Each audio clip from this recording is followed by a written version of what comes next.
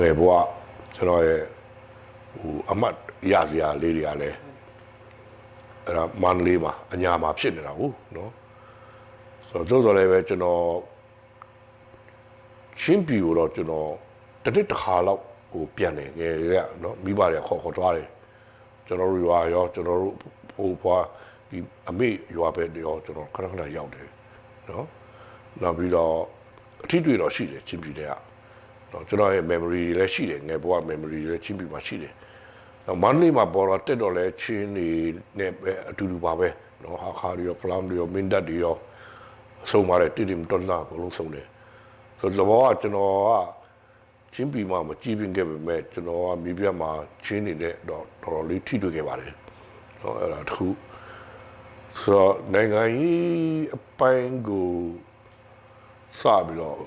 စိတ်ဝင်စားလာတာကဒီ7 July ပေါ့နော်1962 7 July မှာကျောင်းသားတွေတက်ခါတော့ကျွန်တော်က15နှစ်သားပဲရှိသေးတယ်ဆိုတော့အဲ့နောက်ပိုင်းမှာကျွန်တော်မန္တလေးတက္ကသိုလ်ကအဲ့ကျောင်းသားတွေဖြန့်ဝေတဲ့ဒီမြေအောက်စာပေတွေကျွန်တော်ဖတ်ရတယ်တော်တော်လေးကောင်းတယ်အထူးဖြင့်ဒီ7 July ကျောင်းသားတွေကိုအတူယုံတက်တဲ့ကိစ္စနဲ့ຫນွယ်ပြီးတော့နော်ကြပြာတွေရောစာညွန့်တွေရောကျွန်တော်အများကြီးဖတ်ခဲ့ရတယ်ဖတ်ခဲ့ရပြီးတော့တော်တော်ခံစားခဲ့ရတယ်နော်သိတဲ့မှာကျွန်တော်တို့အရေးသားတွေရတယ်အရင်ကောင်းတဲ့ခါကျတော့နော်ဒါပြီးတော့တော်တော်ဝမ်းနေရတာရှိတယ်ဒေါ်ဘွားရတာရှိတယ်နော်ဆိုတော့အဲ့ဒီမှာကျွန်တော်နိုင်ငံရေးစိတ်တွေဝင်လာတယ်လို့ကျွန်တော်ထင်တယ်ဘာလို့အရင်တော့ကျွန်တော်မသိဘူးဘယ်ကနေစလဲဆိုတာအတော်တွေကခဏမေးတယ်တေးကြီးမဲကြီးလှုပ်ပြီးတော့တောင်းနေခဏကြာတော့ဘာဖြစ်လို့တော့လှုပ်တာလဲဘယ်ကနေနိုင်ငံရေးစိတ်တွေဝင်လာတာလဲမင်းငယ်လေးတွေတက်ခါတာရှိလားမင်းရှိမှာဘာညာမေးတော့ကျွန်တော်လည်းဘယ်လိုဖြစ်ရမှမသိဘူးဒါပေမဲ့အသက်ကြီးလာတဲ့ခါကျမှအတိတ်ဘဝကိုပြန်စဉ်းစားတဲ့ခါကျတော့ကျွန်တော်နိုင်ငံရေးစိတ်ဆက်တွင်တာအဲ့စစ်အာဏာရှင်တက်လာပြီးတော့ကျောင်းသားတွေတတ်တာနေတော့ underground literature တွေဖတ်တာနေစတယ်လို့ကျွန်တော်ပြန်မှတ်မိတယ်နောက်ပြီးတော့ချင်းမျိုးသားရေးကတော့ကျွန်တော်တို့ကဟိုပြည်မှာနေခဲ့ရတော့ဒါထုံးစံတိုင်းပေါ့ဗျာငယ်ဘဝဆိုတော့ပမာသိငယ်ကြီးနေရလဲဟိုချင်းပုတ်ပါညာပြောတာရှိတာပေါ့နော်အဲမှာတော့ပဲတိမလဲကျွန်တော်တို့ကပမာအကြောင်းလဲသိနေတာမဟုတ်ဘူးဆိုတော့တော့ပွားတာပေါ့နော်အဲ့လိုကနေလဲဟိုငါကမတူပါလားပေါ့နော်သူတို့နဲ့ငါမတူပါငါချင်းပါလားဆိုတဲ့စိတ်ကဝင်လာတာပေါ့နော်ဒါပေမဲ့တကယ်ကြီးလာတဲ့ခါကျတော့လေဒါတွေကဟိုပမာအကြောင်းကိုကောင်းတိလာတော့သူတို့ကခင်းလို့မင်းလို့ခေါ်တာလဲရှိတတ်တယ်နော်အဲ့လိုချင်းပုတ်ခေါ်တိုင်းလဲစိတ်ဆိုးဖို့မဟုတ်ဘူးနော်တော်တော်များများတောင်ဘွားတွေလာတဲ့လူရအဲ့လိုခေါ်ခိုင်းချစ်စိတ်ဆိုးတာလေပမာတွေကတော့မသိကြဘူးနော်သူတို့ကတော့ insensitive ပေါ့နော်ဘယ်သူဖြစ်သူကအဲ့လိုခေါ်လိုက်တာပဲဆိုတော့အဲ့ဒီကနေတော့ကျွန်တော်ကမျိုးသားရေးစိတ်ဓာတ်လည်းတည်းဝင်လာတာပေါ့နောက် Tolzen တို့ဒီ Rangdol တို့နော်တော်လိုင်းစတဲ့ခါမှာ64ကျွန်တော်ပေါ်လာမှာပဲအဲ့မှာတွန်းတန်ကလျန်စပေါဆိုတာကျွန်တော်ရဲ့စကားကြီးသူကကျွန်တော်အများကြီးကျွန်တော်ပို့ချတယ်နော်နိုင်ငံရေးနဲ့ပတ်သက်ပြီးတော့သူကကျွန်တော်ရဲ့လက်ဦးဆရာလို့ပြောလို့ရတယ်နော်ချင်းနိုင်ငံရေးမှာပေါ့နော်ဆိုတော့အဲ့ဒီကနေမှကျွန်တော်တို့ကလည်းအရင်တက်ကြွတယ်နော်ဖြစ်နိုင်ကျွန်တော်တို့ကတောတော်ခိုးချင်တာအဲ့တော့ဒါပေမဲ့လက်တွေ့မှာလည်းအသက်လက်ငယ်လေးတယ်ဆိုတော့အလုံးမဖြစ်ဘူးနော်မခိုးဖြစ်ဘူးပေါ့ဆိုတော့တက်ကလို့ရောက်လာတဲ့ခါကျတော့ချစ်ပုံက68 69မှာရောက်လာတယ်ရောက်လာတော့ကျွန်တော်တို့တက်ကလို့ရောက်တဲ့ကာလလေးဟာတော်နိုင်ငံရေးပုံကြွမှုတွေနော်ចောင်းသားလှုပ်ရှားမှုတွေအများများတဲ့ကာလဖြစ်နေတယ်ဆိုတော့ငယ်ကလည်းအခါလည်းရှိထားပြီဆိုတော့အဲ့ဒီမှာဝင်ပါတော့တယ်လေနောက်တစ်ချိန်တည်းမှာဒီចောင်းသားလှုပ်ရှားမှုမှာပါတဲ့အပြင်ပုလင်ဦးလည်းအဲ့မှာလာတိုးတယ်68 69ကျွန်တော်တို့ဝင်တဲ့ကာလမှာပဲဒီချင်းလူငယ်များအကြံပေးတင်ပြချက်ဆိုတဲ့စာတမ်းတင်ပြဖို့နော်ဥနေဝင်စီတင်ပြဖို့အကြောင်းပေါ်လာတယ်နော်ဒီအကြောင်းတွေကတော့ရှည်တော့ကတူပဲပြောလိုက်တော့မယ်ဆိုတော့အဲ့ဒီမှာဓာတ်ဝင်ပါတယ်ဆိုင်းတွေပဲလည်းထိုးတယ်ဆိုတော့ချင်းမျိုးတိုင်းဟိုလှုပ်ရှားမှုလည်းတခါလဲစတော့လာပေါ့နော်တကယ်လို့ရောက်တာနဲ့နောက်ကျောင်းသားလှုပ်ရှားမှုကတော့ second year မှာဒီ CF game ပေါ့နော် Southeast Asia Peninsula game ပေါ့နော်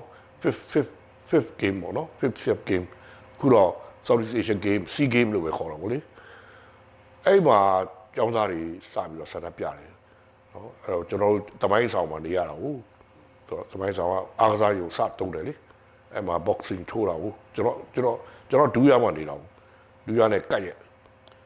ဆိုတော့ကျွန်တော်တို့ကအဲ့ final boxing final လေးမှာကျွန်တော်တို့သွားကြည့်တယ်အထွက်မှာကျောင်းသားတွေကဆန္ဒပြနေပြီဖြစ်မှာတခါလေးကျွန်တော်ချင်းပါတာအဲ့မှာအရင်တက်ကြွတယ်နော်ပါပြီးတော့အဲ့နေ့တော့ကျွန်တော်အဖမ်းတော့မခံရဘူးနော်ကျွန်တော်လာမဘူးပိတ်ပြီးတော့တကြလုံးထိုင်ပြီးတော့ကျွန်တော်ပိတ်တယ်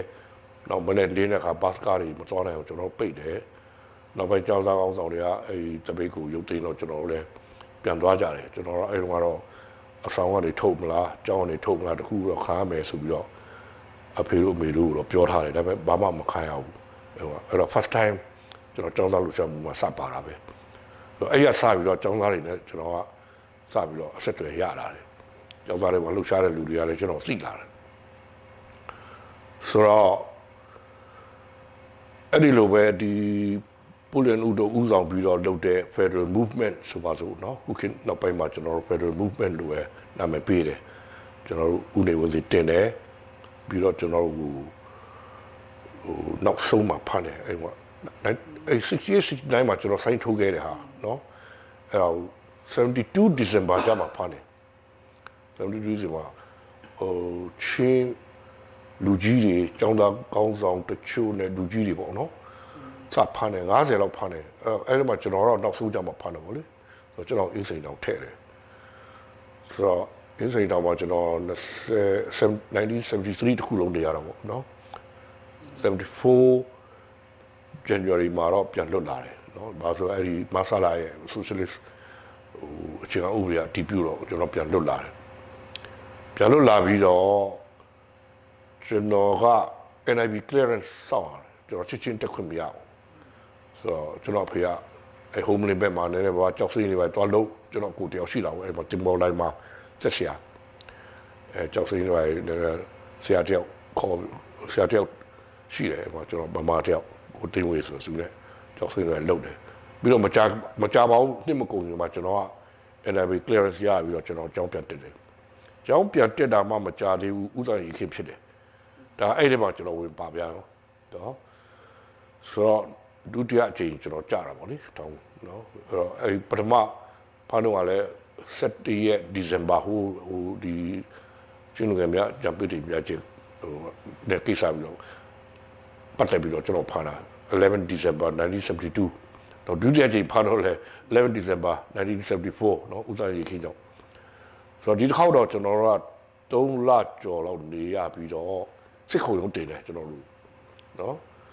ဆိုတော့ကျန်တဲ့ခေါင်းဆောင်ကြီးတွေကတော့9နှစ်တို့9နှစ်တို့ချခါတာပေါ့ဗျာကျွန်တော်တို့ကြတော့တိတ်မတေကြတယ်အရင်တော့တပိုင်းလေးရှိတယ်ဒါပေမဲ့ဘယ်နေရာမှာပါတယ်ဆိုတော့သူတို့သိမစေကြဘူးအဲ့တော့ကျွန်တော်တို့ black mark ပေးတဲ့အနေနဲ့စစ်ခုံရုံးတင်ပြီးတော့3နှစ်4နှစ်5နှစ်ချလိုက်တာပေါ့လေအလုပ်ချမ်းတယ်အဲ့တော့ကျွန်တော်တော့3နှစ်နဲ့အလုပ်ချမ်းချလိုက်တယ်ချပြီးတော့4နှစ်4ရက်တွင်းမှာကျွန်တော်ပြန်လွတ်တယ်အဲ့တော့ black mark ဟို blacklist ထဲမှာထည့်ဖို့ပဲဒီရွေးချက်ကနော်ပြန်လွတ်ပြီးတော့ကျွန်တော်ချင်းကြောက်တက်လို့ရတယ်နော်ဘာပြဿနာမရှိဘူးဒါပေမဲ့အဲ့ဒါ75မှာကျွန်တော်လွတ်လာတာပေါ့နော်75 April မှာလွတ်လာပြီးတော့ June မှာတခါဟိုအလို့သမားရေးခင်းက74 June မှာဖြစ်တာဘူးအဲ့ June မှာတခါစားရပြပွဲကျွန်တော် RT လိုက်စားတယ်ဒါတူပဲပြောမယ်ဆိုပေါ့လေအဲ့မှာလဲကျွန်တော်ကထပ်ပြီးတော့ပါဝင်ခဲ့တာပေါ့နော်ဆိုတော့အဲ့မှာလည်းအဖမ်းမခံရဘူးနောက်76ကျတော့မိုင်းရပြီရှိတဲ့ခါကျတော့ကျွန်တော်တို့တက်ကြွစီယုံနဲ့ကျွန်တော်တို့ဦးတန်းရေခင်းတော့ကဘန်းခါတဲ့ကျွန်တော်တို့အဖွဲ့တွေနဲ့ကျွန်တော်တို့အဲ့ဒါကိုစီစဉ်ကြတာပေါ့နော်အဲ့ဒီမှာလည်းခေါင်းဆောင်တွေပါတယ်အဲ့ခေါင်းဆောင်တွေနဲ့ကျွန်တော်တို့စာရီပိုင်းဝေပို့စာရီပိုင်းကတ်အဆောင်တွေမှာလိုက်စီယုံအဲ့လိုတဲ့အဲ့ဟိုဝါတော့ဖြစ်သွားတာပေါ့မို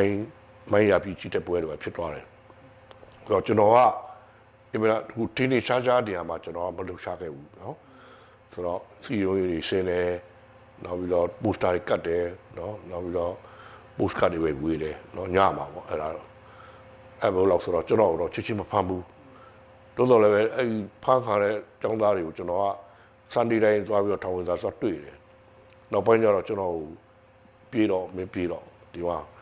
哎，买点铺瓦达里亚把没的，Kipp Kho Lian，那边憋了就那憋的，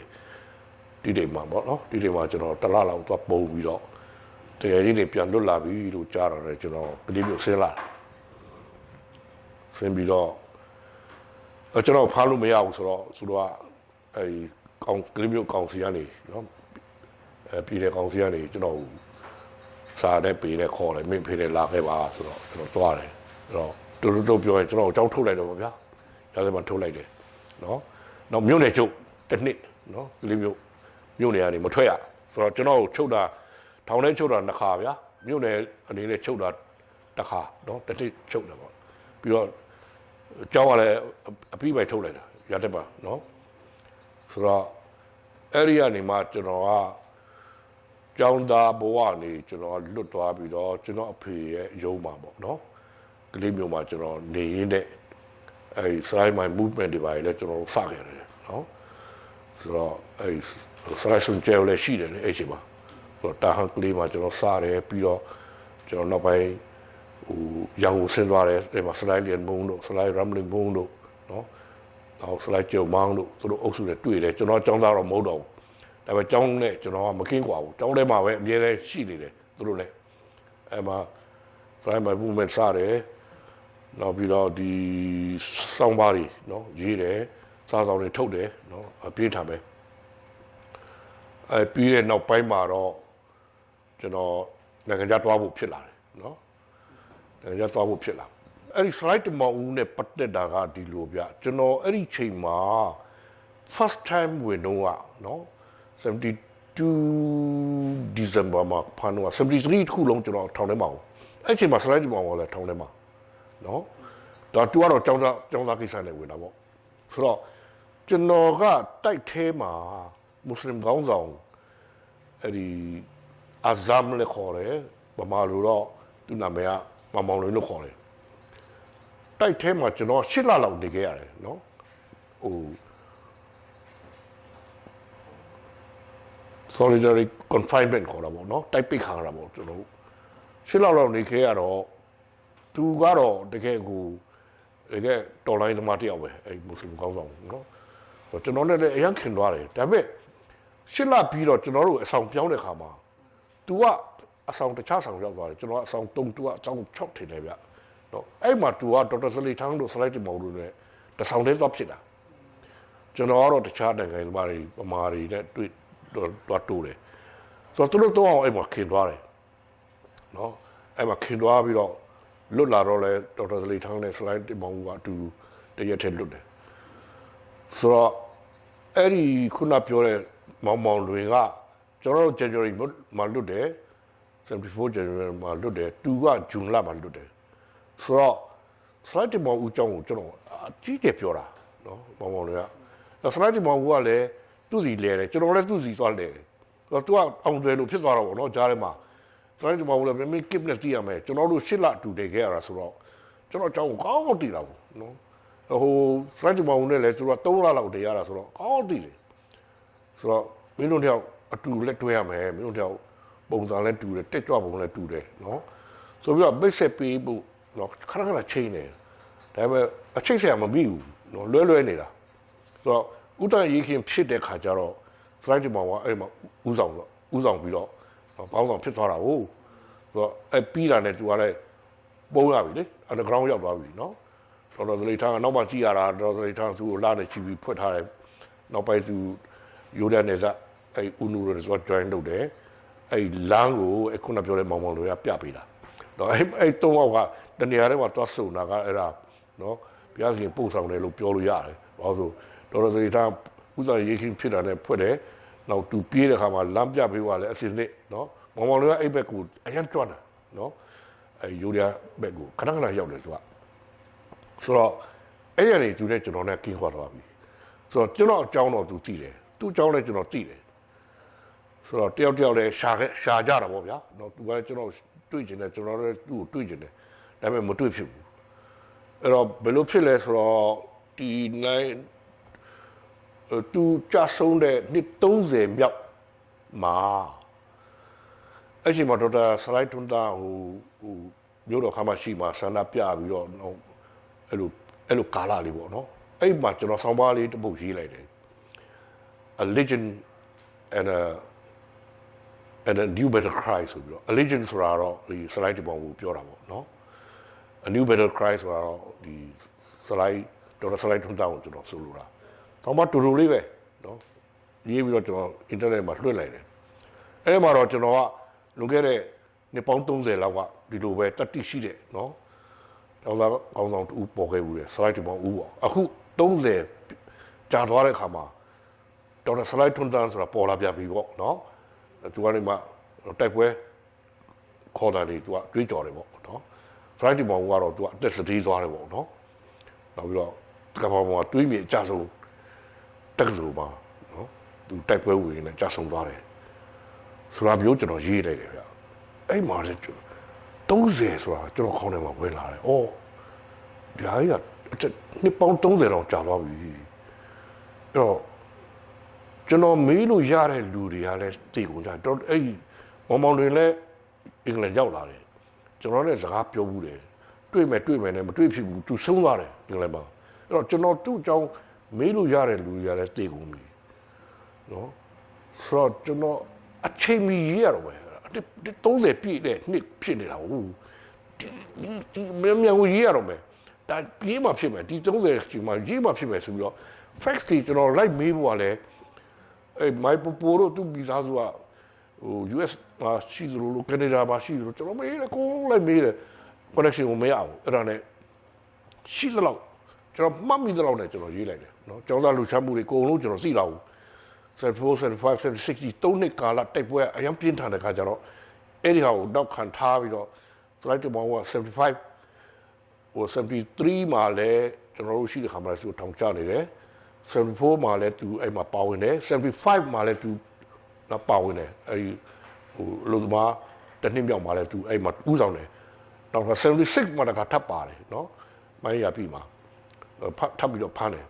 ဆိုတော့နောက်ဆုံးဖမ်းခါတာပေါ့လေဆိုတော့ဒီ74 75 76 73 74 75 76နော်ဒီလေးနှစ်တာကာလသူ့အကြောင်းကျွန်တော်သိသလောက်နဲ့ចောင်းသားလူချမှု background ကြီးရတော့ကျွန်တော်အကုန်သိတာဘူးအဲ့ဒီမှာကျွန်တော်သူ့အကြောင်းကိုနည်းနည်းညာချက်ပြီးတော့ထည့်သွားတာဆိုတော့10မိနစ်လောက်ရှိတယ်ဆိုတော့အဲ့မှာသူ့ရဲ့အကြောင်းကနည်းနည်းပြန်နှိုးထလာတာနော်လူတွေကမေးပြောကြားဘူးလေတင်မောင်ဦးဆိုတာကြားဘူးလေဆိုတာမျိုးလောက်ပဲရှိပြီးတော့အသေးစိတ်ကိုမသိကြဘူးအဲ့မှာလဲဒီမိုင်ပိုတို့သူ့ရဲ့ဒီမာတွေသူ့ရဲ့အမေဖေတွေကလည်းကိုကနေဒါမှာရောက်တယ်ဆိုတော့နောက်ပိုင်းမှာသိရတာဘူးအဲ့ဆောင်းပါးကိုဖတ်ပြီးတော့သူတို့ကလည်းဒီတိုင်းနေလို့မရဘူး we have to do something ဆိုပြီးတော့နော်အဲ့ဆောင်းပါးလေးကသူတို့လှုပ်တိုးလိုက်တယ်လို့ဖြစ်သွားတာပေါ့နော်အဲ့ကနေကျွန်တော်နဲ့ connection ရပြီးတော့သူကြာဆုံးတဲ့35နှစ်မြောက်မှာကျွန်တော်ကိုလည်းဖိတ်နော်ပြီးတော့သူတို့မိသားစုနဲ့ကျွန်တော်ပြန်ပြီးတော့ဆက်သွယ်ရသွားတယ်နောက်ပြီးတော့ဒီဆောင်းပါးကိုလည်းကျွန်တော်ပြန်ပြီးတော့အများကြီးပြုတ်ပြင်းတယ်နော်သူတို့ရဲ့ background family background ကျွန်တော်မတိတာကြီးချက်ထားခဲ့တာကြီးပြန်ထပ်ဖြစ်ပြီးတော့ကျွန်တော် update ပြန်လုပ်တယ်ဆိုတော့လူတွေကစလိုက်တမောင်ဦးနဲ့ကျွန်တော်နဲ့ဆက်ဆက်ပြီးတော့ပြောတဲ့ခါမှာကျွန်တော်တို့ကလက်တွဲခဲ့ကြတယ်ဆိုလူပြီးတော့ဝယ်ထင်နေကြတာကျွန်တော်ဒီဆောက်ပါရေးလိုက်တဲ့ခါကျတော့နော်ဒါပေမဲ့တကယ်တမ်းသူနဲ့ကျွန်တော်နဲ့ကမတွဲလိုက်ရအောင်မတွေ့လိုက်ရအောင်နော်အဲ့ဒါဆိုတော့ကျွန်တော်သူတို့လည်းအဲ့ update လုပ်ထားရအောင်ကျွန်တော်ပို့တယ်လေနောက်ဆုံးဒီဆောင်းပါသူ့အကြောင်းရေးထားတဲ့ဆောင်းပါကို update လုပ်ထားပို့တော့နောက်ဆုံး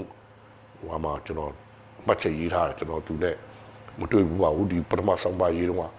လူတွေကအဲ့နောက်ပိုင်းမှာဖတ်ပြီးတော့ကျွန်တော်နဲ့ slide မုံတွေကအတူလက်တွဲခဲ့ကြတာဆိုပြီးတော့ထင်ကြတယ်ပေါ့အမှန်တကယ်တော့ကျွန်တော်တို့လက်တွဲဖို့အခွင့်မရခဲ့ဘူးသူနဲ့ကျွန်တော်နဲ့ဟိုတယောက်ပါတော့နာမည်ချင်းသိကြတယ်တယောက်သူလည်းကျွန်တော်ရှာကျွန်တော်လည်းသူ့ကိုရှာဆိုတော့ကျွန်တော်မှတ်ချက်ရေးထားတယ်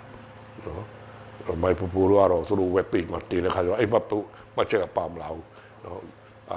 လူများထင်တဲ့အတိုင်းပဲထားလိုက်ပါဆိုတဲ့သဘောမျိုးဖြစ်မှာပေါ့နော်အဲ့ဒါပါပဲကျွန်တော်ဆရာပေါ့နော်ဒေါက်တာကောင်းညွန့်ဆိုတာကျွန်တော်တော်တော်ကိုချစ်တယ်ကျွန်တော်တို့ကျောင်းသားဘဝမှာအဲ့ကိုတိန်းစော်ဆိုတဲ့မော်လမြိုင်တယောက်တကယ်တယောက်ရဲ့နောက်ချန်ပီယံဆောဆူလာဆိုတာပေါ့ကျွန်တော်သုံးအောင်အရင်တွေ့တယ်ကျွန်တော်သုံးအောင်အဲ့ဒေါက်တာကောင်းညွန့်အရင်ချစ်တယ်ဒါပေမဲ့သူကျွန်တော်ထောင်နေပါမကြသေးဘူးနိုင်ငံကြီးလည်းနင်းကတော့မလုပ်ခင်မှာသူက Japan ရောက်သွားတယ်ပညာတော်စင်ပေါ့နော်ဒေါ်တော်ဘွဲတွေပဲယူဖို့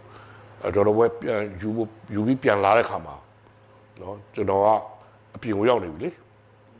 ရောက်ထုတ်ခါပြီးနော်အပြင်မှာလဲကျွန်တော်ကဟိုနေသားကြနေပြီကျွန်တော်အဖေစီမှာအလုပ်လုပ်နေတဲ့ခါလာပေါ့နော်ဆိုတော့သူကကျွန်တော်အကြောင်းတွေသိရတော့သူကအရင်ဝမ်းနေတယ်နော်ဝမ်းနေပြီးတော့ကျွန်တော်ပုံမှာတော်တော်လေးစေနာရှိတာပေါ့နော်ကျွန်တော်တို့သုံးယောက်ကိုလည်းသူကသိချစ်တာဘူးအဲ့ချိန်မှာကျွန်တော်ကိုသိန်းစော်ကတော့သူကတရုတ်ဆိုတော့သူ့ဦးလေးတွေကစင်ပူမှာရှိတာဘူးအဲ့တော့အဲ့မှာသူကရောက်နေပြီနော်အောင်ပြီးတာနဲ့စင်ပူမှာသူကအလုပ်လုပ်နေပြီကိုသိန်းစော်ပြန်လာတဲ့ခါနဲ့ကြုံတဲ့ခါကျတော့တော်တော်ကောင်းကြအဲ့မင်း Kipp ကိုတော့တင်မထားနဲ့မခေါ်သွားမယ်နော်ဟိုကတိုက်ပြီးတော့ဒီလောက်လုပ်ခဲ့တဲ့လူဒီလောက်နေတာခံခဲ့လို့မင်းခေါ်သွားဆိုတော့ကိုသိန်းစော်တို့ကျွန်တော်တော့ခေါ်ချင်မှခေါ်မှာနော်ဘွဲလည်းမရအောင်ဆိုတော့လေနော်အဲ့သူကခေါ်တယ်နော်ခေါ်တော့သူလည်းစောဆိုတာနဲ့ကျွန်တော်တို့လည်းစင်ကာပူရောက်သွားတော့ဗျာဆိုတော့3နှစ်လောက်စင်ကာပူမှာတော့6လနော်ကျွန်တော် work permit မရအောင်ကျွန်တော်အဲ့ဒါနဲ့မလေးရှားရောက်သွားတယ်မလေးရှားမှာ3နှစ်လောက်နော်အဲ့ချိန်မှာမလေးရှားမှာတော့ချင်းကကျွန်တော်နဲ့ဆရာအဟုန်ပဲရှိတယ်ဆရာအဟုန်ကလည်းကြောင်းပြီးခံတီးပြီဆိုတော့ကျွန်တော်အလုပ်ရပြီးရခါတီးဒီမှာသူပမာပြီးပြန်သွားတယ်နော်ဆိုတော့ချင်းကကျွန်တော်တယောက်လည်းပဲကြံတာပေါ့အခုတော့မလေးရှားမှာချင်းနေအများကြီးဆိုတော့အဲ့မှာတော့ကျွန်တော် architect ရုံးတရုံးမှာရတယ်နော်အလုပ်ရတယ်အဲ့ Pahang State က Cameron Highland ဆိုတာအဲ့တောင်ပေါ်မှာပေါ့နော် Strawberry Park Model ဆိုတာခမောင်164ကမ်ပါတဲ့ swimming pool လို့ပေါ့ကွန်ဒီစကိုတက်လို့ပေါ့အဲ့ model ကိုကျွန်တော်စောက်ခဲ့တာပေါ့နော်ဟို resident architect နေနဲ့နော်အဲ့မှာနေတဲ့ resident architect ဆိုတာရုံးမထိုင်ပေါ့နော် construction site မှာပဲနေပြီးတော့ supervise လုပ်ရတော့ပေါ့လုပ်ပြီးတော့ဆိုတော့3နှစ်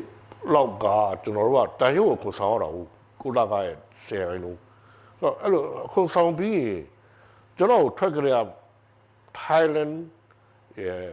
မလေးရှားရဲ့စင်ကာပူတူပဲပေးတယ်တော့ဘူးဆိုတော့ဒါပေမဲ့အဲ့လိုပုံမှန်ခုဆောင်ပြီးကျွန်တော်နိုင်ငံတိုးလျှောက်လို့ရတယ်ကျွန်တော် Australia သွားခြင်းနဲ့ကျွန်တော် US နဲ့သွားခြင်းနဲ့ကျွန်တော် England နဲ့သွားခြင်း English speaking country သွားခြင်းတော့ဗောဗျာတိုးလျှောက်တော့မပေးဘူးရနော်ကျွန်တော်ဟိုပတ်ဖို့လျှောက်တော့ကလည်းတစ်နှစ်လောက်ကြာသွားသူများတွေ3လတွင်ရတာတော့ကျွန်တော် case ကသူတို့ကဟို background တွေအကုန်လုံးစစ်ဆေးပြီးတော့ရှင်းပြီဆိုတော့ကျွန်တော်တော့တစ်နှစ်လောက်နေမှတော့ကျွန်တော်တို့အဲ့ရှမ်းတငယ်ချင်းနဲ့တူလျှောက်တာသူက3လနဲ့ရသွားကျွန်တော်တစ်နှစ်လောက်ကြာသွားတယ်နောက်တစ်ခါ3နှစ်ပြီးတော့ခါနိုင်ငံတူလျှောက်တော့မပေးဘူးမပေးတော့ကျွန်တော်လည်းဂျာမနီကတော့ဗီဇာမလိုဘဲနဲ့သွားလို့ရတယ်အဲ့ဒီခေတ်တော့နော်ဆိုတော့ဂျာမနီနဲ့ပမာဘူကျုပ်တွေနဲ့ကအပေးယူတွေရှိတာပေါ့နော်အဲ့တဲ့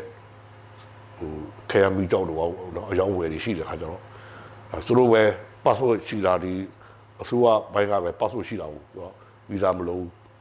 အဲ့ဒါနောက်ပိုင်းရှင်းလေးလုံးနောက်ပိုင်းမှာဗီဇာလိုတာနော်အခုတော့ဗမာတွေအကုန်လုံးလာတော့မယ်ဆိုတာသိတယ်ထင်ပါတယ်ပိတ်ပလိုက်တာဆိုတော့ကျွန်တော်သွားတဲ့ခါ86ဗီဇာမလိုဆိုတော့ကျွန်တော်ကျန်တဲ့နိုင်ငံတွေသွားဖို့အဆက်အသွယ်လည်းမရှိဘူးဘလို့ဗီဇာရအောင်လုပ်မလဲဆိုတာမရှိဘူးအဲ့တော့ဂျာမနီကဗီဇာမလိုဘူးဆိုတော့ကျွန်တော်အခုတုံးဝဲတယောက်တန်စရာဆိုတာလည်းသူတော်လို့ရတယ်နော်ဟိုထွက်ပြေးပြီးတော့သူကခိုလိုပဲတောင်းထားတာအဲ့ကျွန်တော်တဲ့10နှစ်တော့ဆော့မထင်အဲ့မှာဆိုတော့ကျွန်တော်လာမယ်ဆိုတော့လာခဲ့ပါဆိုတော့ကျွန်တော်လည်းယူရတွားပြီးတော့နော်အဲ့နိုင်ငံတိုးကိုရေးတာဒီ passport ဟာ is valid to travel to so country ဆိုပြီးတော့နိုင်ငံတွေအများကြီးကျွန်တော်ဖြည့်ရေးပလိုက်တယ်လက်ရေးနဲ့ပဲရေးပြီးတော့အဲ့တန်ရုံးတစ်စိတ်အတုလုပ်ပြီးတော့ထုပြီးတော့ခါ signature ကထိုးပလိုက်ပြီးတော့ကျွန်တော်အဲ့ဒါနဲ့ဂျာမနီရောက်သွားတာဂျာမနီမှာကိုလိုငွေတောင်းတယ်89မှာကိုလိုငွေရ86မှာကျွန်တော်တောင်းတာ89မှာကိုလိုငွေရအဲ့ကမာလဲအရင်တဲတော်ကိုရှောက်တဲ့လူကနော်3နှစ်လောက်စောင့်လိုက်ရတာပေါ့နော်အဲ့နောက်ပိုင်းမှာတော့ကျွန်တော်တို့ကြိုရောက်နေတဲ့သဘောမျိုးဖြစ်တာပေါ့အဲ့နောက်ပိုင်းမှာအများကြီးရောက်လာကြ2000လောက်မှာအဲ့ကြားထဲမှာတော့ကျွန်တော်ဘာမှဗျူရိုတို့ပါဘူးနော်ပမာလေးနဲ့2000နဲ့နော်ဒါဖြင့်ကျွန်တော်တို့မှာတော့တီကတော့ဘာမှဗျူရိုနဲ့နောက် CRDB ဆိုတော့ Committee for Restoration of Democracy in Burma ဆိုရဲနော် ကိုရဲကြော်သူတို့ကိုတင်မောင်ဝင်းတို့ထောင်ထားတဲ့ဟာသူတို့နဲ့လည်းအထီးတွေ့တွေရှိတာပေါ့နော်ကျွန်တော်တို့ဖွဲ့တယ်မှာတော့ကျွန်တော်ဝင်ဘူးဆိုတော့အဲ့လိုအတွေ့အကြုံတွေရှိပြီးတဲ့နောက်ပိုင်းမှာရောက်လာကြတာဟုတ်ပူလီယန်တို့ဒေါက်တာသလေးထန်းတို့နောက်ဂျာမနီကိုလည်းအဲ့ချင်းတွေအများကြီးရောက်လာကြတယ်2000နောက်ပိုင်းမှာဆိုတော့အဲ့မှာ Chin community ဂျာမနီထောင်တော့လဲကျွန်တော်ဝင်ကူကြည့်တယ်နော် Zombie in Guan ဂျာမနီထောင်တော့လဲကျွန်တော်ဝင်ကူကြည့်တယ်နော်ဆိုတော့နောက်ပိုင်း Chin forum ထောင်ဖြစ်သွားတာပေါ့လေနော်ကျွန်တော်ရဲဘော်ရဲဘက်တွေလည်းအကုန်လုံးရောက်နေပြီ Lion မုံလည်းရောက်နေပြီဆိုတော့ဒေါက်တာဘုံဆောင်းကလည်းရောက်တင်ပြီးသားနော်သူအတွေ့အကြုံသူလည်းအဲ့ CRDP နဲ့ဆိုတော့အလုပ်လုပ်တယ်ဆိုတော့သူလည်းအတွေ့အကြုံလည်းရှိနေပြီသားကျွန်တော်မှလည်းရှိနေပြီသားဆိုတော့ကျွန်တော်တယောက်အဲ့လေအဲ့သူတို့နဲ့ပေါင်းလိုက်ပြီးတော့နော် Chin forum ထောင်လိုက်တဲ့ခါကျတော့တော်တော်လေးတိုင်ပင်လည်းကောင်းသွားတယ်ပြောရမယ်နော်ဆိုတော့အလုပ်ဖြစ်သွားတယ်နော် Chin forum ကတော့ကျွန်တော်တို့ Chinland constitution ကိုကျွန်တော်တို့ future Chinland constitution draft လုပ်တာပေါ့လေနှစ်ပေါင်း20လောက်ကျွန်တော်လှုပ်ရှားလိုက်တယ်အဲ့မှာနော်ဆိုတော့ New Delhi တို့ဘယ်လိုတွားယူနိုင်ငံတကာရောက်ချင်းနေလဲကျွန်တော်တို့က consultation တွေလုပ်ပြီးတော့နော် draft က fourth draft တိကျွန်တော်ပြီးသွားတယ် fifth draft တိ sorry နောက်ဆုံး fifth draft တိပြီးသွားတယ်ဆိုတော့ဒီမှာဟိုနောက်ပိုင်းမှာတော့ဒီ reform ဝင်လာတော့2011မှာ reform ဝင်လာတော့ကျွန်တော်တို့အဲ CNF အနေမှာဖိတ်ခေါ်တာပေါ့လေနော်အဲဒီနောက်ပိုင်းမှာတော့ CNF ထဲမှာကျွန်တော်ဝင်လာတယ်နော်ဒီ CNF ဝင်ရတဲ့ကိစ္စကတော့မနော်2011မှာအစိုးရကဖိတ်ခေါ်ပြီးကျွန်တော်ငင်းငင်းဆွေးနွေးဖို့နော်ဖိတ်ခေါ်တဲ့ခါကျတော့ CNF ကလည်းဒါဝင်တော့မယ်ဆိုတော့သူတို့ကလည်း emergency meeting ပေါ့နော် emergency conference ပေါ့2011နော် December မှာခေါ်တော့ကျွန်တော်တို့ Chin forum မှာလူတွေပါနောက်ပြီးတော့ပြည်တွင်းကလူတွေရောအကုန်လုံးပေါင်း150လောက်နော်ခေါ်တော့ကျွန်တော်တို့ကလည်းတွားတာပေါ့ဒီလိုလာတော့ပေါ့နော်အဲ့လိုလာတယ်ဆိုတော့အဲ့မှာဆွေးနွေးနေကျွန်တော်တို့တွေဝင်ဖို့ဖြစ်လာတယ်နော်ဆိုတော့ပုံမှန်ဆိုရင်တော့ကျွန်တော်ဝင်ဖြစ်ချင်မှဝင်ဖြစ်မယ်ဒါပေမဲ့ဒီငင်းငိုင်းဆွေးနွေးပွဲရတယ်ရှိတယ်နော်ငင်းငိုင်းရတယ်ဆွေးနွေးကြမယ်နောက်ဒီပြခတ်တိုက်ခိုက်မှုတွေလည်းနော်ဒါရက်စဲမယ် ceasefire လည်းဖြစ်လာမယ်တကယ်ငင်းငိုင်းလည်းကျွန်တော်တို့လိုချင်တာဟုတ်နော်ဆိုတော့ဒါဒီဟာနဲ့တွေ့ရင်တော့မဆိုးဘူးပေါ့ဝင်ဖို့ကတော့ဒါပေမဲ့ကျွန်တော်တယောက်ရဲ့စိတ်ထဲမှာကကျွန်တော်နည်းနည်းလေးဟိုအခက်အခဲတစ်ခုရှိတယ်ဘာလို့လဲဆိုကျွန်တော်ငယ်ဘဝစပြီးတော့ကျွန်တော်တို့လက်ကကိုင်တော်လိုင်းလို့တော့အရန်ကိုစိတ်ပါတယ်နော်ကျွန်တော်ငယ်တော့အဲဒီရှားနေကချင်နေနဲ့မန္တလေးမှာနေခဲ့ရတော့သူတို့ကချင်ပြည်မှာတော်လိုင်းတွေဘယ်လိုဆင်နွှဲတယ်ရှမ်းပြည်မှာဘယ်လိုဆင်နွှဲတယ်ဆိုတာပြောပြတဲ့ခါမှာ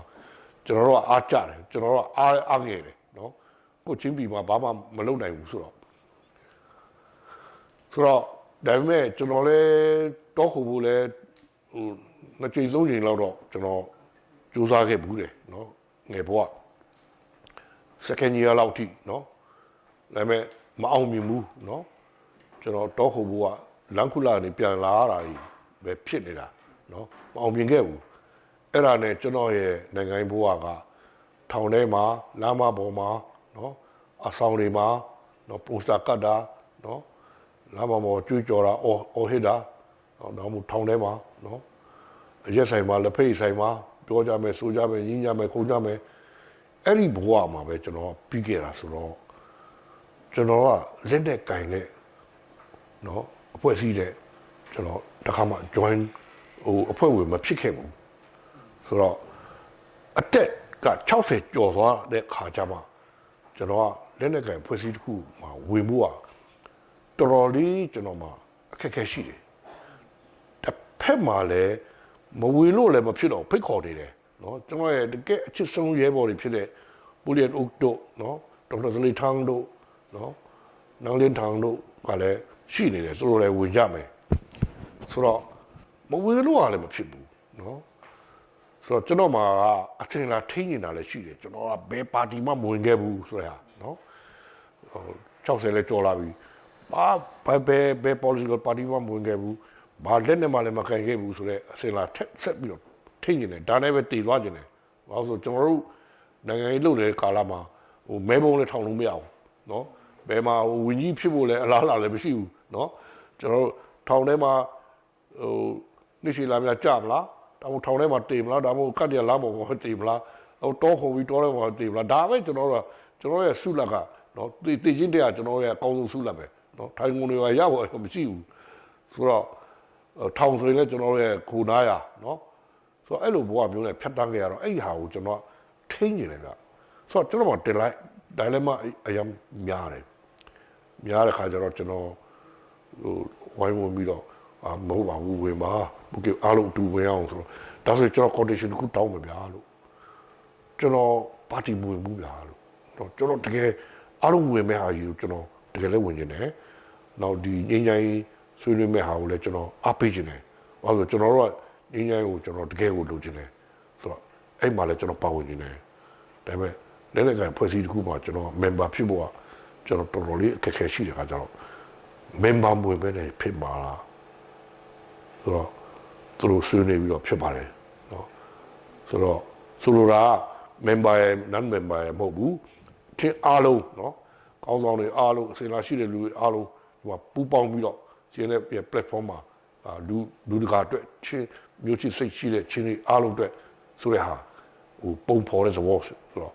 ကျွန်တော်လည်းလက်ခံသွားတယ်လေအဲ့ဒါနဲ့ဝင်ဖြစ်သွားတယ်ကျင်းတဲ့ပေါ့နော်ဝင်ပြီးတော့ကျွန်တော် Supreme Council ပေါ့ဗျာကျွန်တော်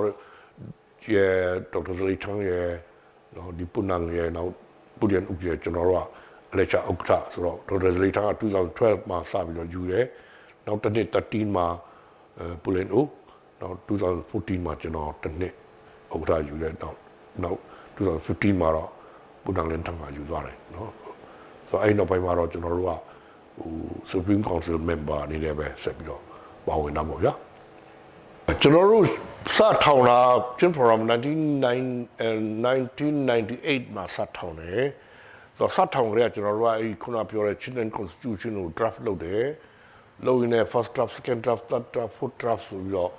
fifth draft ထိကျွန်တော်ရှင်းနေတွေ့မှာနော် fifth draft ထိပြီးသွားတယ် fifth draft ထိပြီးသွားတော့တော့ဆိုရင်တော်ပြီအလူရှင်ကလည်း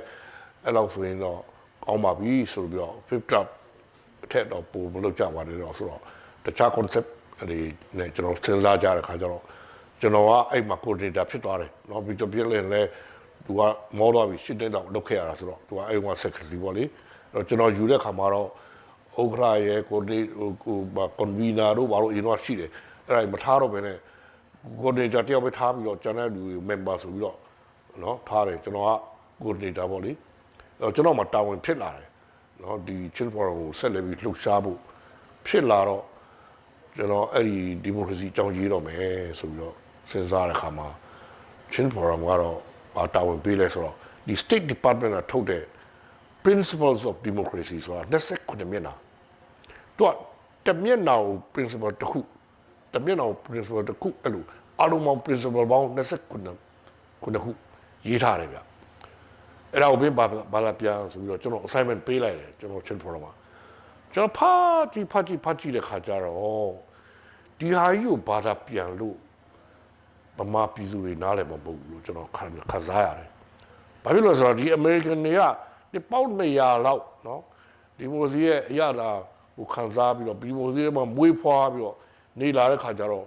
ကျွန်တော်တို့မြန်မာနိုင်ငံသားတွေလို့နော်ဒီမိုစီနဲ့ကင်းကွာသွားတဲ့နော်ဒီမိုစီလုံးဝစိတ်တုံးသွားတဲ့နိုင်ငံမျိုးမှာလူတွေနားလည်အောင်ဘယ်လိုရေးရမလဲဆိုတဲ့ဟာသူတို့နားလည်ဖို့မရဘူးသူတို့ရေးထားတယ်အဲ့လိုရွေချက်နဲ့ရေးတာလည်းဟုတ်မှာပေါ့